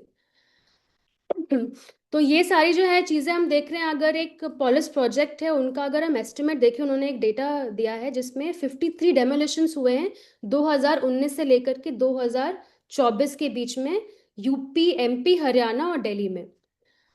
इस पे अगर बात करें कि क्या कर सकते हैं अगर ऐसे डेमोलिशंस हो रहे हैं, और हमें पता है कि जो अभी शक्तिमान दा ने बोला कि इम्प्लीमेंटेशन का बहुत ही बड़ा इशू है। तो हमारे पास लॉज तो हैं, ऐसा नहीं है कि हमारे पास लॉज नहीं है, पर उसका इम्प्लीमेंटेशन बहुत ही ज़्यादा खराब है। तो इम्प्लीमेंटेशन के लिए सबसे पहली चीज़, तो जो हमने कुछ अभी इंस्टेंसेस देखे हैं जहाँ पे हम कोर्ट को अप्रोच कर सकते हैं, और अगर अगर हमारी किस्मत अच्छी हुई और हमें जज अच्छे मिल गए तो वहाँ पे अच्छे ऑर्डर्स भी मिल सकते हैं। तो एक ऑप्शन तो ये है, बट हम सब जानते हैं कि कोर्ट जाना इज नॉट द सोल्यूशन, और वहाँ पे थोड़ा खतरा भी होता है। स्पेशली अगर आजकल हम देखें तो कुछ ज़्यादा ही खतरा होता है। तो उसके लिए यहाँ पे जो ग्राउंड पे मूवमेंट है, और सीधा सुप्रीम कोर्ट, हाई कोर्ट ना जा करके आप जो आपके जो लोकल लॉज हैं उसके, अगर हम स्मॉल बॉडीज को अप्रोच करें तो वो भी एक ऑप्शन है। जैसे कि दिल्ली में एमसीडी अथॉरिटी है, एमसीडी का अलग से कोर्ट है, एपलेट अथॉरिटी है, तो हम वहाँ चले जाएं। फिर वहाँ पे हमें ऑप्शंस आता है काफ़ी ज़्यादा। तो वो सब छोटे छोटे जो अथॉरिटीज़ हैं अगर हर स्टेट में, तो उसको हम अप्रोच करें। और डेफिनेटली ग्राउंड में एक मूवमेंट बिल्ड करना बहुत ही ज़्यादा ज़रूरी है। हमें ये भी ज़रूरी है कि हमारे पास इमिडिएटली कहीं पे कुछ होता है तो लॉयर्स का एक्सेस हो। तो हमारा सॉरी, जो एनएपीएम का नेटवर्क है, ऑलरेडी लॉयर्स का भी है, एक्टिविस्ट का भी है, जिससे कि इमिडिएटली हमें पता चल जाता है कहाँ पे क्या हुआ। तो उसका थोड़ा एक्सपेंशन, उसका एक्सेस होना बहुत ज़्यादा ज़रूरी है, ताकि लोगों को इसमें हेल्प हो। और जहाँ कोर्ट जा सकते हैं वहाँ कोर्ट जाएं। I think that's all. जो क्वेश्चंस पूछे थे, And अगर कुछ Anuparta, क्वेश्चन है, if हाँ। we can take, let's say, 1 minute and do a quick summary for, I'm sure there are speakers in English, so please एक बार हाँ ठीक है। English में. So what I stated in Hindi, let me just say, I also get confused what I said. Okay, so when we talk about demolition, there are two types of demolitions. We've seen demolitions in the past, but now we are starting to see punitive demolitions increasingly. These are the demolitions in the name of, they're saying that you've done something wrong. Mostly minorities, targeted to minorities. And then, because of these reasons, there was a case taken up by the Supreme Court, suo motu, and there was a comprehensive judgment passed in December 2024, where the court said that this cannot be a collective punishment, because oftentimes the entire family suffers because of these demolitions. So it cannot be a collective punishment. There are municipal laws which has to be followed. Every state has their own municipal law, municipal corporation law, development authority has their own laws. So those laws have to be followed. And these laws prescribe a notice, hearing, and personal hearing, and then final decision. And in the Supreme Court's matter, there were comprehensive directions which were passed. I'll summarize. It says that there has to be 15 days notice served through registered post, pasted at conspicuous places, and to avoid backdating, it has to be sent to the DM. The notice should mention the nature of unauthorized construction, list of documents required, and the date of personal hearing. There has to be a final hearing where a reasoned order has to be passed. It also has to be mentioned whether the unauthorized construction is compoundable or not, which means that if it is compoundable, if you can pay a certain amount of fine, then if it can be regularized, then that has to be followed. And only if it's not compoundable, then the authority can pass the demolition order. After that, there has to be at least 15 days time to file an appeal.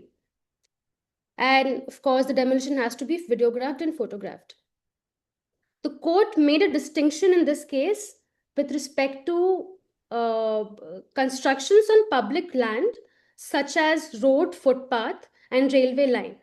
But it doesn't apply to other cases where roads are not mentioned. But even if we talk about roads and footpaths, there are laws which say that even then you have to serve notices because the rule of law has to be followed. And then when I think I mentioned about the cases in Odisha where 10 lakh compensation was paid. Then in Allahabad, where again 10 lakh compensation was ordered to be paid. I think that was it. Arvind, anything else that I'm missing? No, perfect Anuprada.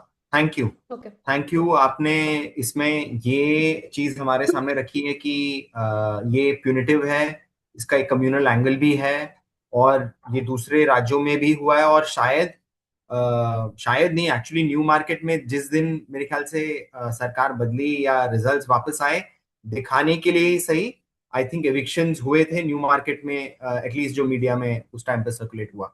तो इसमें communal angle भी है and it's playing out and it's a very sensitive state in that sense that this is happening.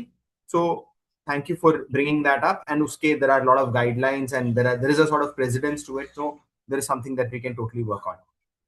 Here there are some questions that have come on the chat. तो पुरबायन 2-3 सवाल आपके लिए हैं, चिरायु अनुप्रदा आपके लिए सवाल कर रहे हैं. एक राउंड ऑफ हम क्वेश्चंस लेंगे. इसमें शोभनिक sir is with us.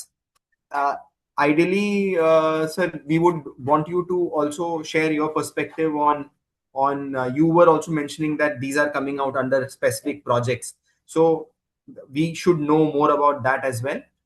But also how do you see this going and your thoughts on what's happening right now vis-a-vis, let's say, पहले क्या होता था और अब क्या हो रहा है. ये बहुत छोटा करके मेरा 2-3 पॉइंट्स है, बहुत वेरी वेरी. सो एक तो ये है कि एक पार्ट है कि ये unauthorised and all this, but the main मुद्दा जो है एक्चुअली ये क्यों हो रहा है, मैंने जो सुना देखा है और मेरा स्टडी में, हम लोगों का स्टडी में जो ये एक्चुअली ये अमृत भारत जो प्रकल्प है स्टेशन इम्प्रूवमेंट का, ये this is part of that larger project. इसमें सारे देश में मोर देन 1200 स्टेशंस में ये पूरा स्टेशंस का beautification and all this things ये सब है. इसमें पश्चिम बंगाल में 102 स्टेशन है और सबसे ज्यादा स्टेशन का नंबर उत्तर प्रदेश में है, देन महाराष्ट्र, देन पश्चिम बंगाल में. अभी पश्चिम बंगाल में इसलिए इसका इलेक्शन का बाद इन्होंने ये किया. इसका मेन मुद्दा है कि इसमें जो जगह है उसमें उन्होंने पार्किंग का लॉट बनाएंगे. ये सब जो जगह है उसका वो स्टेशन एरिया का आसपास पार्किंग का लॉट ब्यूटिफिकेशन होगा. और एक स्कीम उन्होंने बोला कि वन स्टेशन वन कमोडिटी, इसका हिसाब से कोई फ्रेंचाइजी को देने का. और ये हिंदू में एक रिपोर्ट आया था नवंबर में, उसका नाम था जैसे बोलता है कि McDonald, KFC and popular brands ये सब रेलवे स्टेशन में आएगा.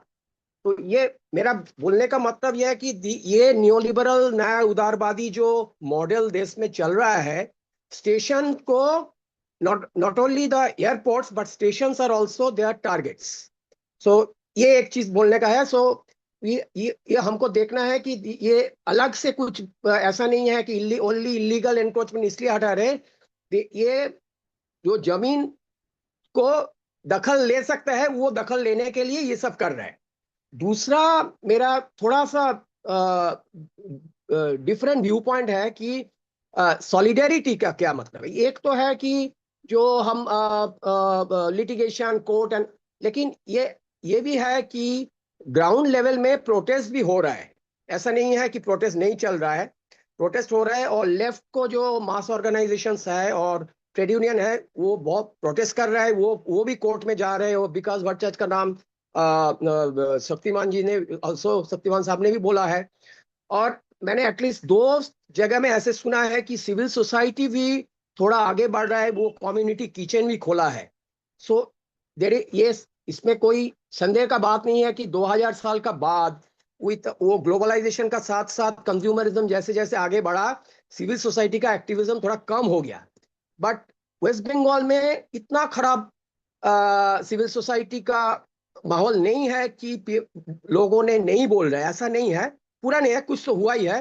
लेकिन जो कॉलेज और यूनिवर्सिटी का लड़का और जो यूथ है उसमें मैंने जो डिस्कशन किया, even the other workers like the working class, ये मैंने तो बहुत डिस्कस करता हूँ. ये जो rickshaw pullers and other people, the small shop, they also saying ये जो हो रहा है वो ठीक नहीं हो रहा है. तो मेरे ख्याल में ग्राउंड में इतना कंडीशन खराब नहीं है कि प्रोटेस्ट नहीं होगा. इसका हमारा तरफ से more and more discussion, more and more activism और ग्राउंड लेवल प्रोटेस्ट में जोर देना चाहिए. ये बहुत बहुत जरूरी है. अपार्ट फ्रॉम जुडिशियल एक्टिविज्म वो तो करना ही है, लेकिन वो ओनली जुडिशियल एक्टिविज्म से ये जो जिस टाइप का मॉडल उन्होंने चला रहा है उसका हम मुकाबला नहीं कर सकते. और I fully agree to Shaktiman Das proposal that the station vendors, they should also be brought under this Street Vendors Act. So उसके लिए हमको काम आगे बढ़ाना है. ये 2-3 चीज हमको, और कुछ है लेकिन वो बाद में हम उसका हिसाब से बात कर सकते हैं. Thank you, Shobnikda. Thank you, Shobnikda. Thank you for highlighting these issues. Now, I think आप लोगों से हम जानना चाहेंगे, इतने सारे लोग हमारे चैट पे हैं, सॉरी पार्टिसिपेंट्स हैं चैट पे, इतने सारे सवाल आए हैं. क्या हम कुछ बोलना चाहते हैं, कुछ बात रखना चाहते हैं, तो that would be very nice. I see Indu Prakash sir is also here. If he wants to ask and point at something, that would be very nice. And there are questions. Anuprada, आपके लिए सवाल है. If you want to pick that, Chirayu had couple of questions, so we can address them one by one, and then maybe one round of responses by the speakers. 8:20 हो गया है, तो उसके हिसाब से हम आगे बढ़ते हैं. कोई बात रखना चाहेगा? अनुप्रदा, आप चिरायु का क्वेश्चन एड्रेस करना चाहते हैं? Yes. Okay, मैं sir. एक बात रखना चाह रहा हूँ.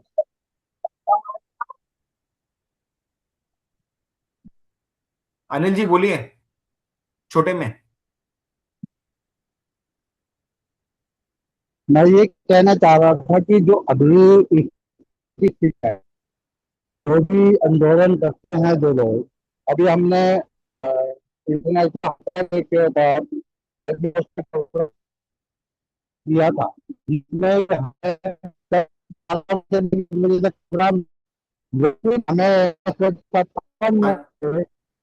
अनिल जी, आपकी कोई आवाज नहीं आ रही है. कैंसिल कर. आपको वीडियो बंद करना पड़ेगा और सवाल करना पड़ेगा. तो वीडियो बंद करिए और फिर एक बार सवाल करिए. जी.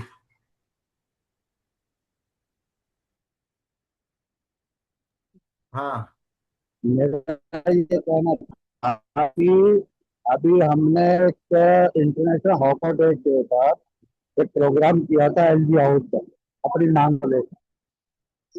जिसमें उजारीकरण हमारा नहीं मिलता था, लेकिन 11 बजे से 1 बजे तक प्रोग्राम हमने रखा था।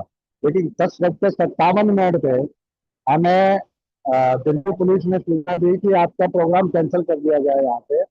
और जो लोग वहाँ थे उनको बसों में भरकर जो है तंजीम खा रहे थे 35 लोगों को। और जो लोग वहाँ पे 11 बजे के बाद पहुंचना शुरू हुए उनको भगा दिया कि यहाँ कोई प्रोग्राम नहीं है। तो आज के तारीख में ठीक है। सरकार आंदोलनों से और लोगों को हक देने से भी डरती है। दूसरा जी। ये है कि अभी जो दिल्ली की स्थिति है वो ये है हाँ। कि जो स्ट्रीट वेंडर है उनका जो चलान है 8,000 पे, 9,000 पे, 10,000 पे किया जा रहा है, वो भी एसडीएम या डीएम के द्वारा किया जा रहा है, एमसीडी नहीं ओके। करते उसको। और जब वो चलान ओके। भरने जाते हैं तो डीएम एसडीएम कहता है तेरे बाप की जमीन है क्या, ये ऐसी ऐसी बातें और गाली गलौज करते हैं उनसे। और श्योर। ठीक कई है। चीजें हैं इसमें कि अभी स्थिति जो ये है कि जो स्ट्रीट वेंडर है वो बुरे तरीके से, मतलब ये उनके जेसीबी से उनके दियो को तोड़ देते हैं, उनकी रेडियो को तोड़ देते हैं। और एक एक लोगों से जो जुर्माने की रकम है वो 8,000, अनिल भाई, 9,000, ठीक 10,000 है। रुपये वसूल तो की जा आपके रही है, 2 पॉइंट हमने यहाँ पे जो कि ले लिए कानून अनिल के भाई। खिलाफ है। आपके 2 पॉइंट हमने यहाँ पे ले लिए। एक आपने बोला कि permission of even gathering also, this was a specific case in Delhi. I am sure it's being felt in other parts, but also street vendor act के इम्प्लीमेंटेशन में भी बहुत सारे और अलग फॉर्म्स ऑफ इरेगुलरिटी आ रहा है, जिसमें 8,000 रुपए का fine, they are asking to pay a huge amount of fine, which is unprecedented in many ways and is definitely not in line with the spirit of the act. We had questions from Chirayu.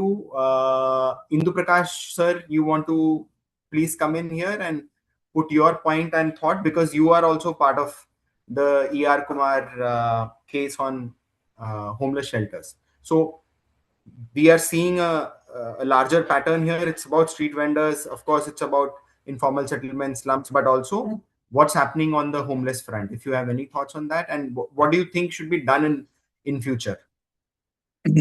Yeah, I think Arvind, important points raised by friends. Just to quickly come in here, because I think our advocate friend from West Bengal, Kolkata, raised very important issues about the laws and everything. And the ER Kumar is one matter, as is also Dipan Bora matter, I-72 of 2003.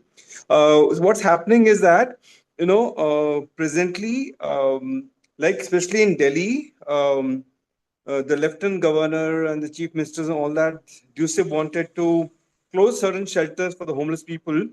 And what we did was, and of course, I think, to cut the long story short, is like, the state bodies want to remove shelters, but we have been vigilant enough in raising the issues, filing affidavits and all that, due to which Supreme Court had to appoint NALSA committee, and they also came and supported our issue.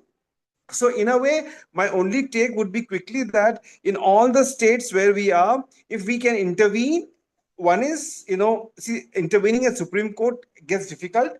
But if suppose we've got a case in the High Court and all, I think it's surely a better way to approach this issue. And yes, NLM 2 is not happening at the moment. But the larger issue that came about hawkers and slum dwellers, all that, I think my only take would be that, and I think we would need to, my personal take is that, there are lots of groups and movements and all. So maybe NAPM is, a big group. It'll be very important to bring all these different small parts which are scattered in many cities to work together. Now is the time to work together. The various hawkers unions which are there in the country, the various slum dwellers formations and all which are there. If we can work together, have one voice in different states, maybe it will be better. I just end with that. Thank you. Thank you. अच्छा सुझाव आपकी तरफ से, thank you sir. इस पे हम देखते हैं क्या कर सकते हैं। कोई और साथी यहाँ पे बात रखना चाहेगा? Anyone else wants to speak? Yakub बोल रहा हूँ, मैं बोल सकता हूँ? जी याकूब बोल भाई, रहा हूँ। छोटे जी याकूब भाई, हाँ। प्लीज। तो अभी जैसे इविक्शन की बात चली थी, तो जस्ट अभी 3 दिन पहले म्युनिसिपल कॉर्पोरेशन उदयपुर ने बहुत बड़ा स्टेटमेंट जारी किया कि हमने प्रधानमंत्री स्वनिधि स्कीम के तहत 10,000 वेंडर्स को लोन दिया, जबकि उन्होंने रजिस्ट्रेशन ही 3,000 वेंडर्स का कर रखा है। तो हम लोगों ने कहा भाई कि 10,000 वेंडर्स है तो ठीक है। तो एक तरफ वो स्वनिधि स्कीम के तहत तो खुद बताना सर आपने इतने वेंडर्स को लोन दिए, और जबकि हाथों हाथ जिन वेंडर्स को लोन दिए उनको LOR भी मिलता है, उसके बावजूद उनका एविक्शन बराबर चल रहा है। तो वो क्या होगा, अगर उनका एविक्शन हुआ तो वो लोन चुका नहीं पाएंगे, बैंक के डिफॉल्टर अलग हो जाएंगे। तो ये म्यूनसिपल कॉर्पोरेशन की इस एक्ट के खिलाफ भी ये कार्रवाई चल रही है। तो इसके ऊपर भी हमें थोड़ा देखना चाहिए। हम RTI लगा रहे हैं कि अगर आप 10,000 वेंडर को अगर लोन दिया, हर डिस्ट्रिक्ट का अलग अलग दिया, मैं उदयपुर का बता रहा हूँ, पूरे राजस्थान का उन्होंने लिस्ट दी है, तो हम RTI लगा पूछेंगे जो 10,000 वेंडर्स है वो कौन है, या सिर्फ आपने वेंडर्स को दिए किसी और को दिए। तो गवर्नमेंट जो है सिर्फ लोन दिखाने के लिए, पीठ थपथपाने के लिए बात करती है, लेकिन उन्हीं वेंडर्स को जिनको लोन दिया उनको अपने स्थान से हटा देती है। और ये पूरे राजस्थान के अंदर चल रहा है, जहाँ उजाड़ीकरण जो परमानेंट जो जिनके कब्जे हैं, बड़े बड़े दुकानदार हैं, उनको हटाने की आड़ में सबसे पहले वेंडर्स को हटाया जाए। मेरी बात हो गई। थैंक यू याकूब भाई, जिंदाबाद, थैंक यू। ओके, अभी साथी हमारे पास मान के चलिए 10 मिनट है कुछ, क्योंकि हम इसके कंक्लूजन में आ गए हैं डिस्कशन के। मैं पार्टिसिपेंट्स के हवाले से and asking the key speakers, देखिए that we are facing this bulldozer model, we are dealing right now with of course court cases which are very important and have to be intervened, and you all in your different capacities are doing that. तो एक सवाल कि अच्छा ये जो चीजें हैं, तो इसमें कोर्ट के इंटरवेंशंस और क्या हो सकते हैं, इसमें अपने मालूमात और कैसे बढ़ा सकते हैं। एक अच्छा एग्जांपल अनुप्रधान का आया कि there is a precedence of this punitive demolition का एक ऑर्डर है, जानकारी जाननी चाहिए, जैसे कि मेरे पास नहीं था। थैंक यू अनुप्रदा, आपने शेयर किया, तो उसके ऊपर हम शायद अपनी समझ भी बढ़ा सकें और फिर उसको एड्रेस करने की कोशिश कर सकते हैं। पर इसको आप फ्यूचर में कैसे देखते हैं? एक इंदु प्रकाश सर का सजेशन कि NAPM श्रम शायद और साथियों को कनेक्ट करने का भी कोशिश कर सकते हैं, क्योंकि शायद साथ में सोचने की जरूरत है। तो आप इसको फ्यूचर में कैसे देखते हैं? कुछ आइडियाज हैं आपके पास? क्योंकि ये खासकर अनुप्रदा आपके लिए नहीं, पर हमारे जो बंगाली साथी हमारे साथ जुड़े हैं, क्योंकि हम ये देखते हैं कि जो बंगाल से इसका आइडिया निकलेगा, शायद वो शायद हम सबको आगे का राह दिखाने के एक अच्छा जरिया हो सकता है कि बताएं कि यार ये बुलडोजर का जो पॉलिसी, इसको पॉलिसी बोलेंगे, जो चला है हमारे देश में, इसको हम कैसे इसका प्रतिरोध कर सकते हैं। ग्राउंड पे तो शायद करेंगे साथी लोग, आप सब लोग कर रहे हैं, पर सोच के लेवल पे कैसे इसको काउंटर कर सकते हैं? How do you think this can be even countered at a idea level? We would just look out for your thoughts, so please your closing comments, thoughts for future for us to think about.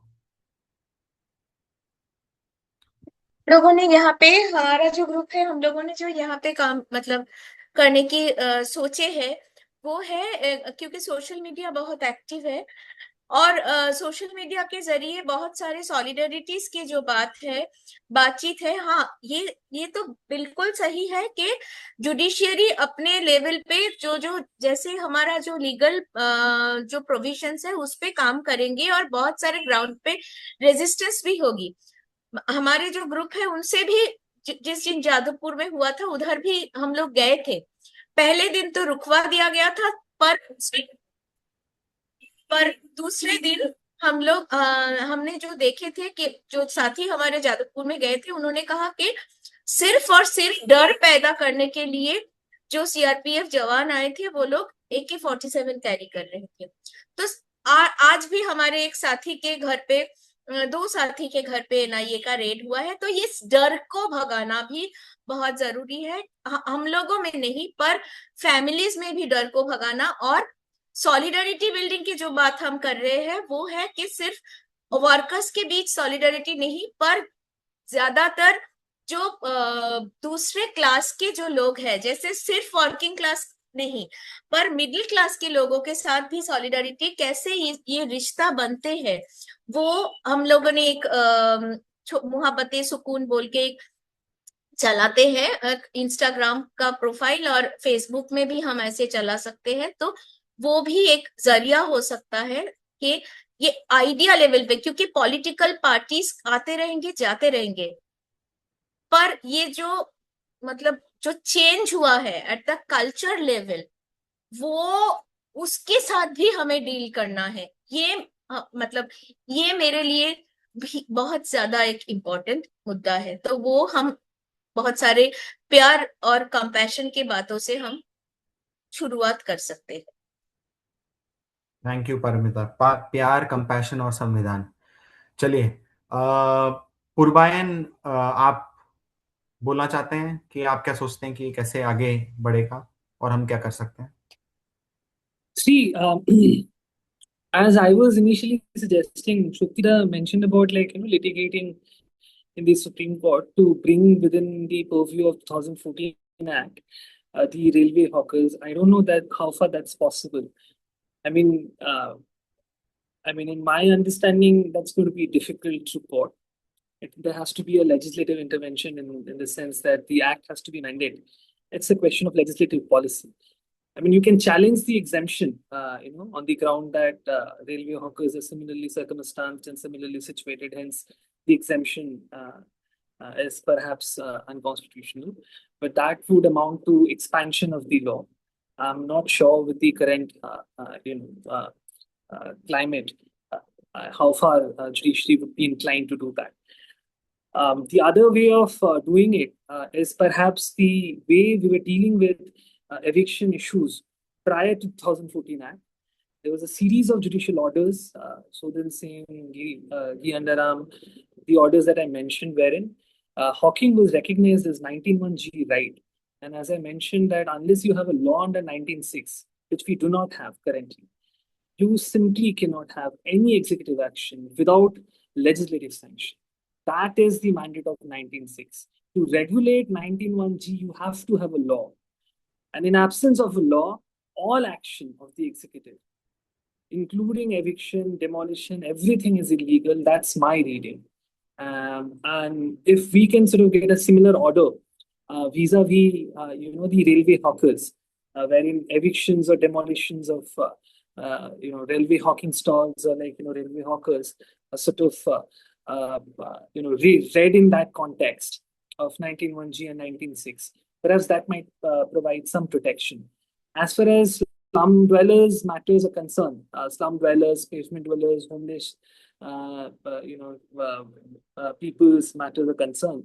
Again, the solution lies in figuring out shelter question before and there is I believe sufficient jurisprudence also around that line. So we'll have to keep fighting and we'll have to before the court, on the street. And that if that's the only way out. There's no easy solution when you are up against the mighty state, where you have a fascist authoritarian government essentially trying to go full out with bulldozer. I know it's a difficult fight, but that's I think the only option. We keep fighting. We keep sort of building organizations, organize, and sort of advocate for better legislative and otherwise protection. Right, yeah. Thank you, Purbayan. Shaktimaan दा, आपका mute पे दादा। एक काम करें, आपको हम तो इसके बाद अनुप्रदा आपका नहीं, हमारा साथी लोग बैठा है, मीटिंग सब बैठा है। मैं वेट कर जल्दी करके निकल जाएंगे क्योंकि बाकी लोग बैठा है यहाँ पर मेरा सामने। ये देखो सब बैठा है, सब बैठा है। तो साथी पुरबायन भाई को हम बोलेंगे, पुरबायन भाई को बोलेंगे, जो स्ट्रीट वेंडर एक्ट के बारे में जब हम लोग आवाज उठाया था तो मुझे काफी लोग पागल बोला था, खास करके Gurudas Dasgupta senior parliament member और सौगत राय, बाद में उन्होंने मिनिस्टर भी हुआ था अर्बन डिपार्टमेंट की, बोला कभी होने नहीं सकता है इलीगल पॉपुलेशन, पार्लियामेंट कानून बनाएगा। तो हमने लड़ गया था जिंदगी में इस कानून बनाने के लिए। मैं बिलीव करता हूं जो स्ट्रीट वेंडर एक्ट में रेलवे हॉकर्स को इनकॉर्पोरेट होने सकता है, उसका लिए भी लड़ाई, कोर्ट की लड़ाई, संघर्ष भी जरूरत है। एक सेकंड है, अदानी अंबानी को पूरा देने की व्यवस्था किया, सिर्फ जल जंगल जमीन नहीं, रेलवे स्टेशन से शुरू करके सब तो लड़ाई बहुत कठिन होगा। जमीनी लड़ाई, कोर्ट का लड़ाई के साथ साथ हमें लग रहे एनएपीएम इस मीटिंग की ऑर्गेनाइज किया है, तो एनएपीएम एक इनिशिएटिव ले पूरा देश में इंटेलेक्चुअल, बुद्धिजीवी, एक्टिविस्ट, ट्रेड यूनियन, ये तमाम लोग को इकट्ठा करके सिग्नेचर करके open letter to railway minister and प्रधानमंत्री जो immediately stop this kind of eviction, ये एक प्रोसेस चलाना है। साथ साथ एनएपीएम इनिशिएटिव अगर लेंगे तो नेशनल हॉकर फेडरेशन उनका साथ जुड़ के बाकी स्टेट में in support of West Bengal movement को हम लोग प्रोग्राम करने सकते हैं, मिलके उसका प्लान भी करना है। थैंक यू, धन्यवाद आप सबको। जिंदाबाद दादा, जिंदाबाद। थैंक यू, बहुत अच्छे सुझाव, इस पे सोचा जाएगा और हम देखते हैं कि हम सब साथी मिलकर साथ में क्या करते हैं। अनुप्रदा, आपकी तरफ। Yes, so there are two questions actually. One is from Suhas Kolekar. I just wanted to quickly respond to that. Specific mention about the government duty to take care of basic services like water supply, electricity, and public healthcare services. So when we talk about Delhi, there is DUSIP Act of 2010, which says that the government has to provide all these basic services in the slums. The second question is there any documentation on impact of demolitions on the mental and physical health of those displaced? There are few articles on this aspect, but I'm not sure if there's a comprehensive document on that.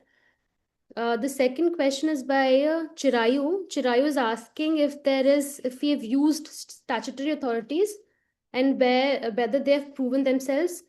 When there are notices under the MCD Act, we have gone before the appellate authority of MCD and we've gotten some relief. The second question is that when we talk about compensation, these are mostly in writ proceedings. Yes. Have we tried filing suit for damages at market rates? We haven't, because mostly we go to the High Court under the writ jurisdiction and there we ask for damages. So we've not gone to the district courts asking for damages. I think that's it. And there's another thing which I wanted to share, Arvind, when we talk about demolitions on railway land. There's a case which was going on in the Supreme Court when 40,000 slums were threatened with demolition by the railways, and then there the railway said that we are going to come up with some solution with respect to those, and they haven't decided anything on that. So perhaps if there are demolitions on railway land, we can use those orders to say that you have to decide, and you cannot demolish without taking any decision on that. And I think you had asked about the solutions. I think I've mentioned already, we have to go to courts wherever possible. And if there are illegal demolitions, we should definitely go to courts and ask for compensation so that, there is some deterrence by these authorities.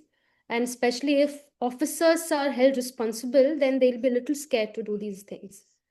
I think that's all from my side. Thank you, Anuprada. Akhilesh भाऊ, आपका छोटा अगर comment है तो please अगर आप आ जाएं। ये बुलडोजर नीतियां जो है उसके बारे में चर्चा करते हुए महाराष्ट्र में हम नया सोच करें। महाराष्ट्र में नया सोच करें। यहाँ पे जो हॉकर्स हैं जिनका 2014 में सर्वे हुआ और सर्वे होने के बाद में आज तक उनको लागू नहीं हुआ, 22,000 लोगों के बीच में इलेक्शन हुआ। अभी हम हाईकोर्ट से फाइट करते करते 99,435 हॉकर्स जो उस समय सर्वे में जिन्होंने फॉर्म फिलअप किया था कॉर्पोरेशन में, और टोटल पार्टिसिपेट थे 1,28,443। तो वो 29,008 लोगों का फॉर्म जमा नहीं हुआ है। लेकिन हम एक कामयाबी पे पहुंचे हैं कि बॉम्बे हाईकोर्ट ने ऑर्डर दिया है 99,435 को कंसिडर करना है, प्लस 29,008 लोगों को वेरिफिकेशन करके कंसिडर करना है। अभी बॉम्बे म्यूनिसिपल कॉर्पोरेशन के अंदर ये सारे जितने हॉकर्स हैं उनको उनका जो है अभी वेरिफिकेशन हो रहा है। लेकिन अब एक ये नई सरकार जो आती है, तो नई सरकार ने डाल दिया है कि बम्बई के अंदर जो हॉकर्स है उसमें बांग्लादेशी और रोहिंग्या मुसलमान बहुत ज्यादा है। ऐसा वो तो बोल रहे आने हैं। वाले समय में इसको भी हमें फेस करना है और उसकी भी हमको तैयारी करनी पड़ेगी ताकि हम इस चीज से, क्योंकि शुरुआत बंगाल से ही हुई है और शुरुआत बंगाल से हुई है और ये पूरे भारत में फैलने वाला है। तो ओके, इसके बारे में हमें थैंक यू, सोचना चाहिए, इसके बारे में भी हमें अपनी रणनीति तैयार करनी चाहिए। Thank you. Thank you, thank you, thank you. मैं सारे स्पीकर्स का धन्यवाद शुक्रिया अदा करना चाहता हूँ। आई थिंक यहाँ पर बस मैं 1 मिनट लूंगा। मीरा यहाँ पर है। बहुत सारे सीनियर साथी हैं, मैं सभी का नाम नहीं लेता। मीरा मीरा को सीनियर भी नहीं बुलाना चाहिए, बट मीरा है, मेधा ताई है यहाँ पर, मेधा ताई है। देखिए यहाँ पर अभी आप दोनों के हवाले में जस्ट मैं सामने सवाल रख रहा हूँ। थोड़े आइडियाज आए हैं। लीगल एक लड़ाई है, सोच और पॉलिटिक्स के बाहर की एक लड़ाई है जो हमको करना है। यहाँ पर शक्ति दादा का पॉइंट काफी अच्छा था कि it would be very good if we can all come together. ऐसे छोटे छोटे सक्सेसेस भी हुए हैं, जैसे अभी मुंबई में बोला, या नू वाले केस में एक एक अच्छा, मतलब एक कुछ हमारे पास अच्छा ऑर्डर बोल सकते हैं, या ऐसे छोटे छोटे विक्ट्रीज हमको दूसरे दूसरे शहरों में मिले हैं। लीगल पर्सपेक्टिव से स्ट्रीट वेंडर्स एक्ट और रेलवे के अंदर का जो पूरा गैप है उसको कैसे फिल अप करना है, what could be done from that perspective. there are many ideas, but is there anything else that you think, Meera and Medatai, that we can do at this stage, or any thoughts that you have, so that we have some sort of a idea हमको मिलेगा और उसको हम बटोर के फिर आगे का कुछ सोच सकते हैं। यहाँ पे मीरा की तरफ से सवाल, सजेशन आया। मीरा आप बोल देंगे तो अच्छा रहेगा। मैं आपका कल ओके रात्रि नहीं, मैं तक और पता कई ले सारे साथी हैं इसलिए I was just writing in the chat, but मुझे लगता है कि सेशन काफी अच्छा हुआ और लोकली अलग अलग ग्रुप्स इसको काफी उठा रहे हैं। दो स्तर पर देखिए, ऑफ कोर्स रेलवेज का कॉन्टेक्स्ट है तो ऑल इंडिया कॉन्टेक्स्ट भी है, बट स्पेसिफिक स्टेट्स में जहां पर बहुत इस प्रकार का इंटेंस एविक्शंस हो रही है, आई थिंक स्टेट लेवल पर ही ज्यादा एक जोर देना भी संभव है, जरूरी है। तो वहाँ का स्थानीय लेवल पर ऑलरेडी जो ग्रुप्स इन्वॉल्व है उनको साथ में जोड़कर, I think someone else also had mentioned this point, तो एक एटलीस्ट एक दिन का एक कन्वेंशन या ऐसा कुछ अगर करे कि क्या हो रहा है शहर में जो श्रमिक लोग हैं उनके, whether it is about their dwelling, whether it is about their livelihood, these are all interconnected issues। तो उस प्रकार का अगर एक सम्मेलन करेंगे तो आई थिंक वो सबको भी ताकत देगा, सभी साथियों को, ग्रुप्स को भी, एंड उससे आगे के भी कुछ आइडियाज आएंगे। And I also see there is a value of both on ground organising, and इसमें डेफिनेटली लॉयर्स की, लीगल समझ वाले साथियों की भी बहुत ज़रूरत है।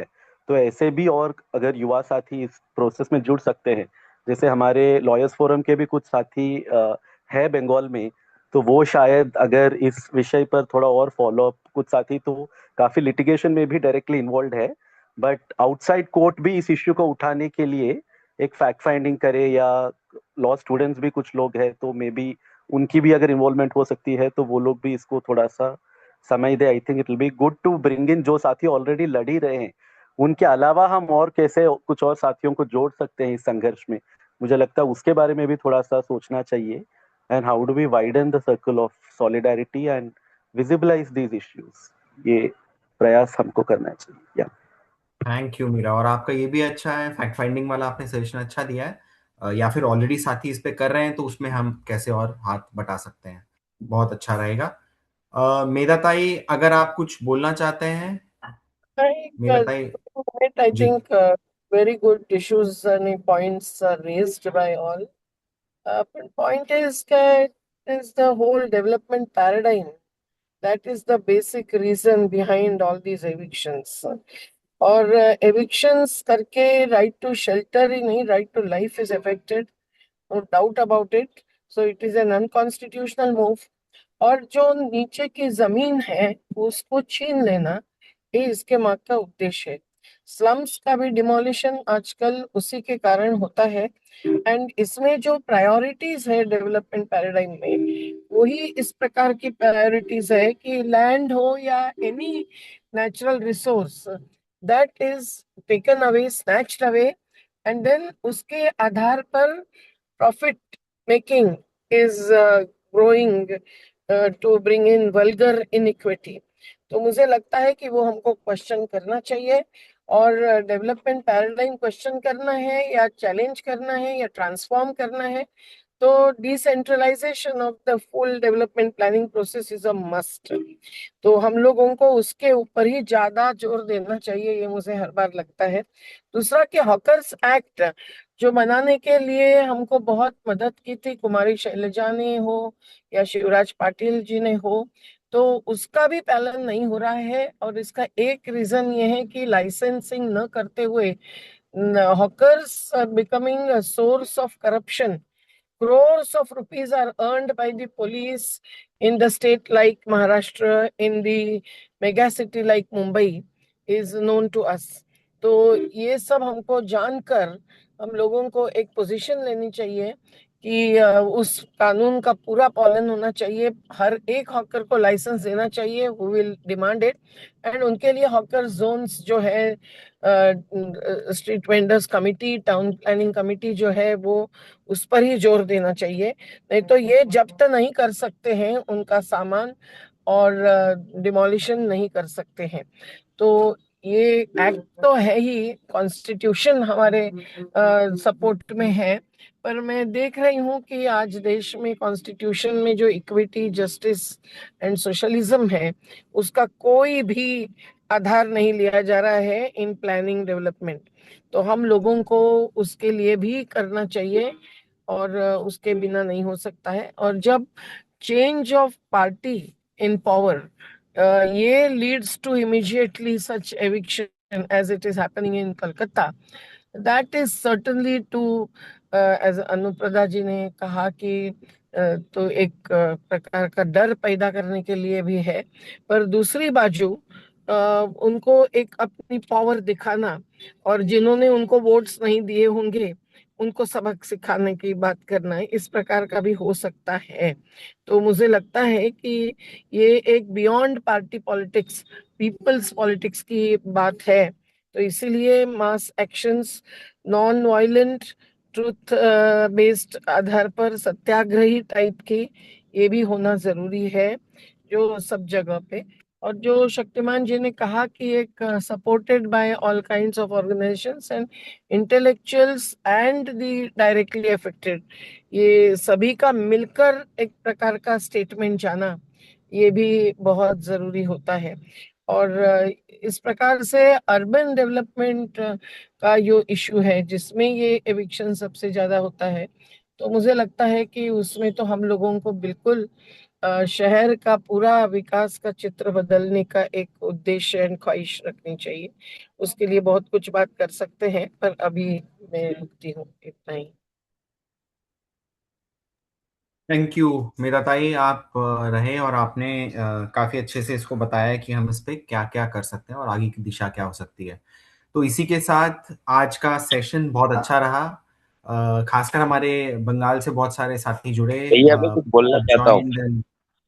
People who have joined. अब सर हम इसको क्लोज कर रहे हैं, तो मैं आपसे रिक्वेस्ट करूंगा कि इसको प्लीज चैट में डाल दें और अपना फोन नंबर डालें। हम इसको नेक्स्ट, इसको आगे बढ़ाएंगे, we will take it forward. तो कलकत्ता को देख के हमेशा हमको ये लगता था कि हमारा शहर कैसा होना चाहिए, तो हम में से बहुत लोग बोलते थे कि कलकत्ता जैसा होना चाहिए, क्योंकि हो सकता है मॉल और अलग अलग चीजें जैसे कि आपको गुड़गांव में जो मिलेगी वैसा नहीं था, पर आपको लगता था कि ये शहर ऐसा था जो सबको शामिल करके साथ में करता था। सस्ता खाना, आपको अच्छा खाना मिलता था, रहने के लिए आपको जगह मिल जाती थी। लेकिन ये तस्वीर देख के हमको काफी बुरा लगा और अच्छा भी नहीं लगा। और ये मॉडल जो देश भर में फैलता जा रहा है, इसको लेके हमको लग रहा था कि एक चर्चा करना बहुत जरूरी है। इसके लिए आप लोग सब आए, बैठे, बहुत सारे सुझाव दिए।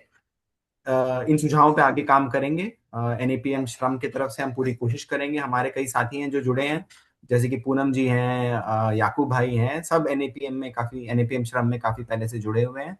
तो इस पे हम एक और बार बैठेंगे, काम कैसे आगे बढ़ाना है इस पे सोचेंगे। आप लोगों का सपोर्ट लगेगा, we will reach out to everyone here. So again thanking Purbayan, Shaktiman dada, Paramita, and Anuprada for their time and wonderful discussion and ideas. We will all come back to you very soon. Thank you.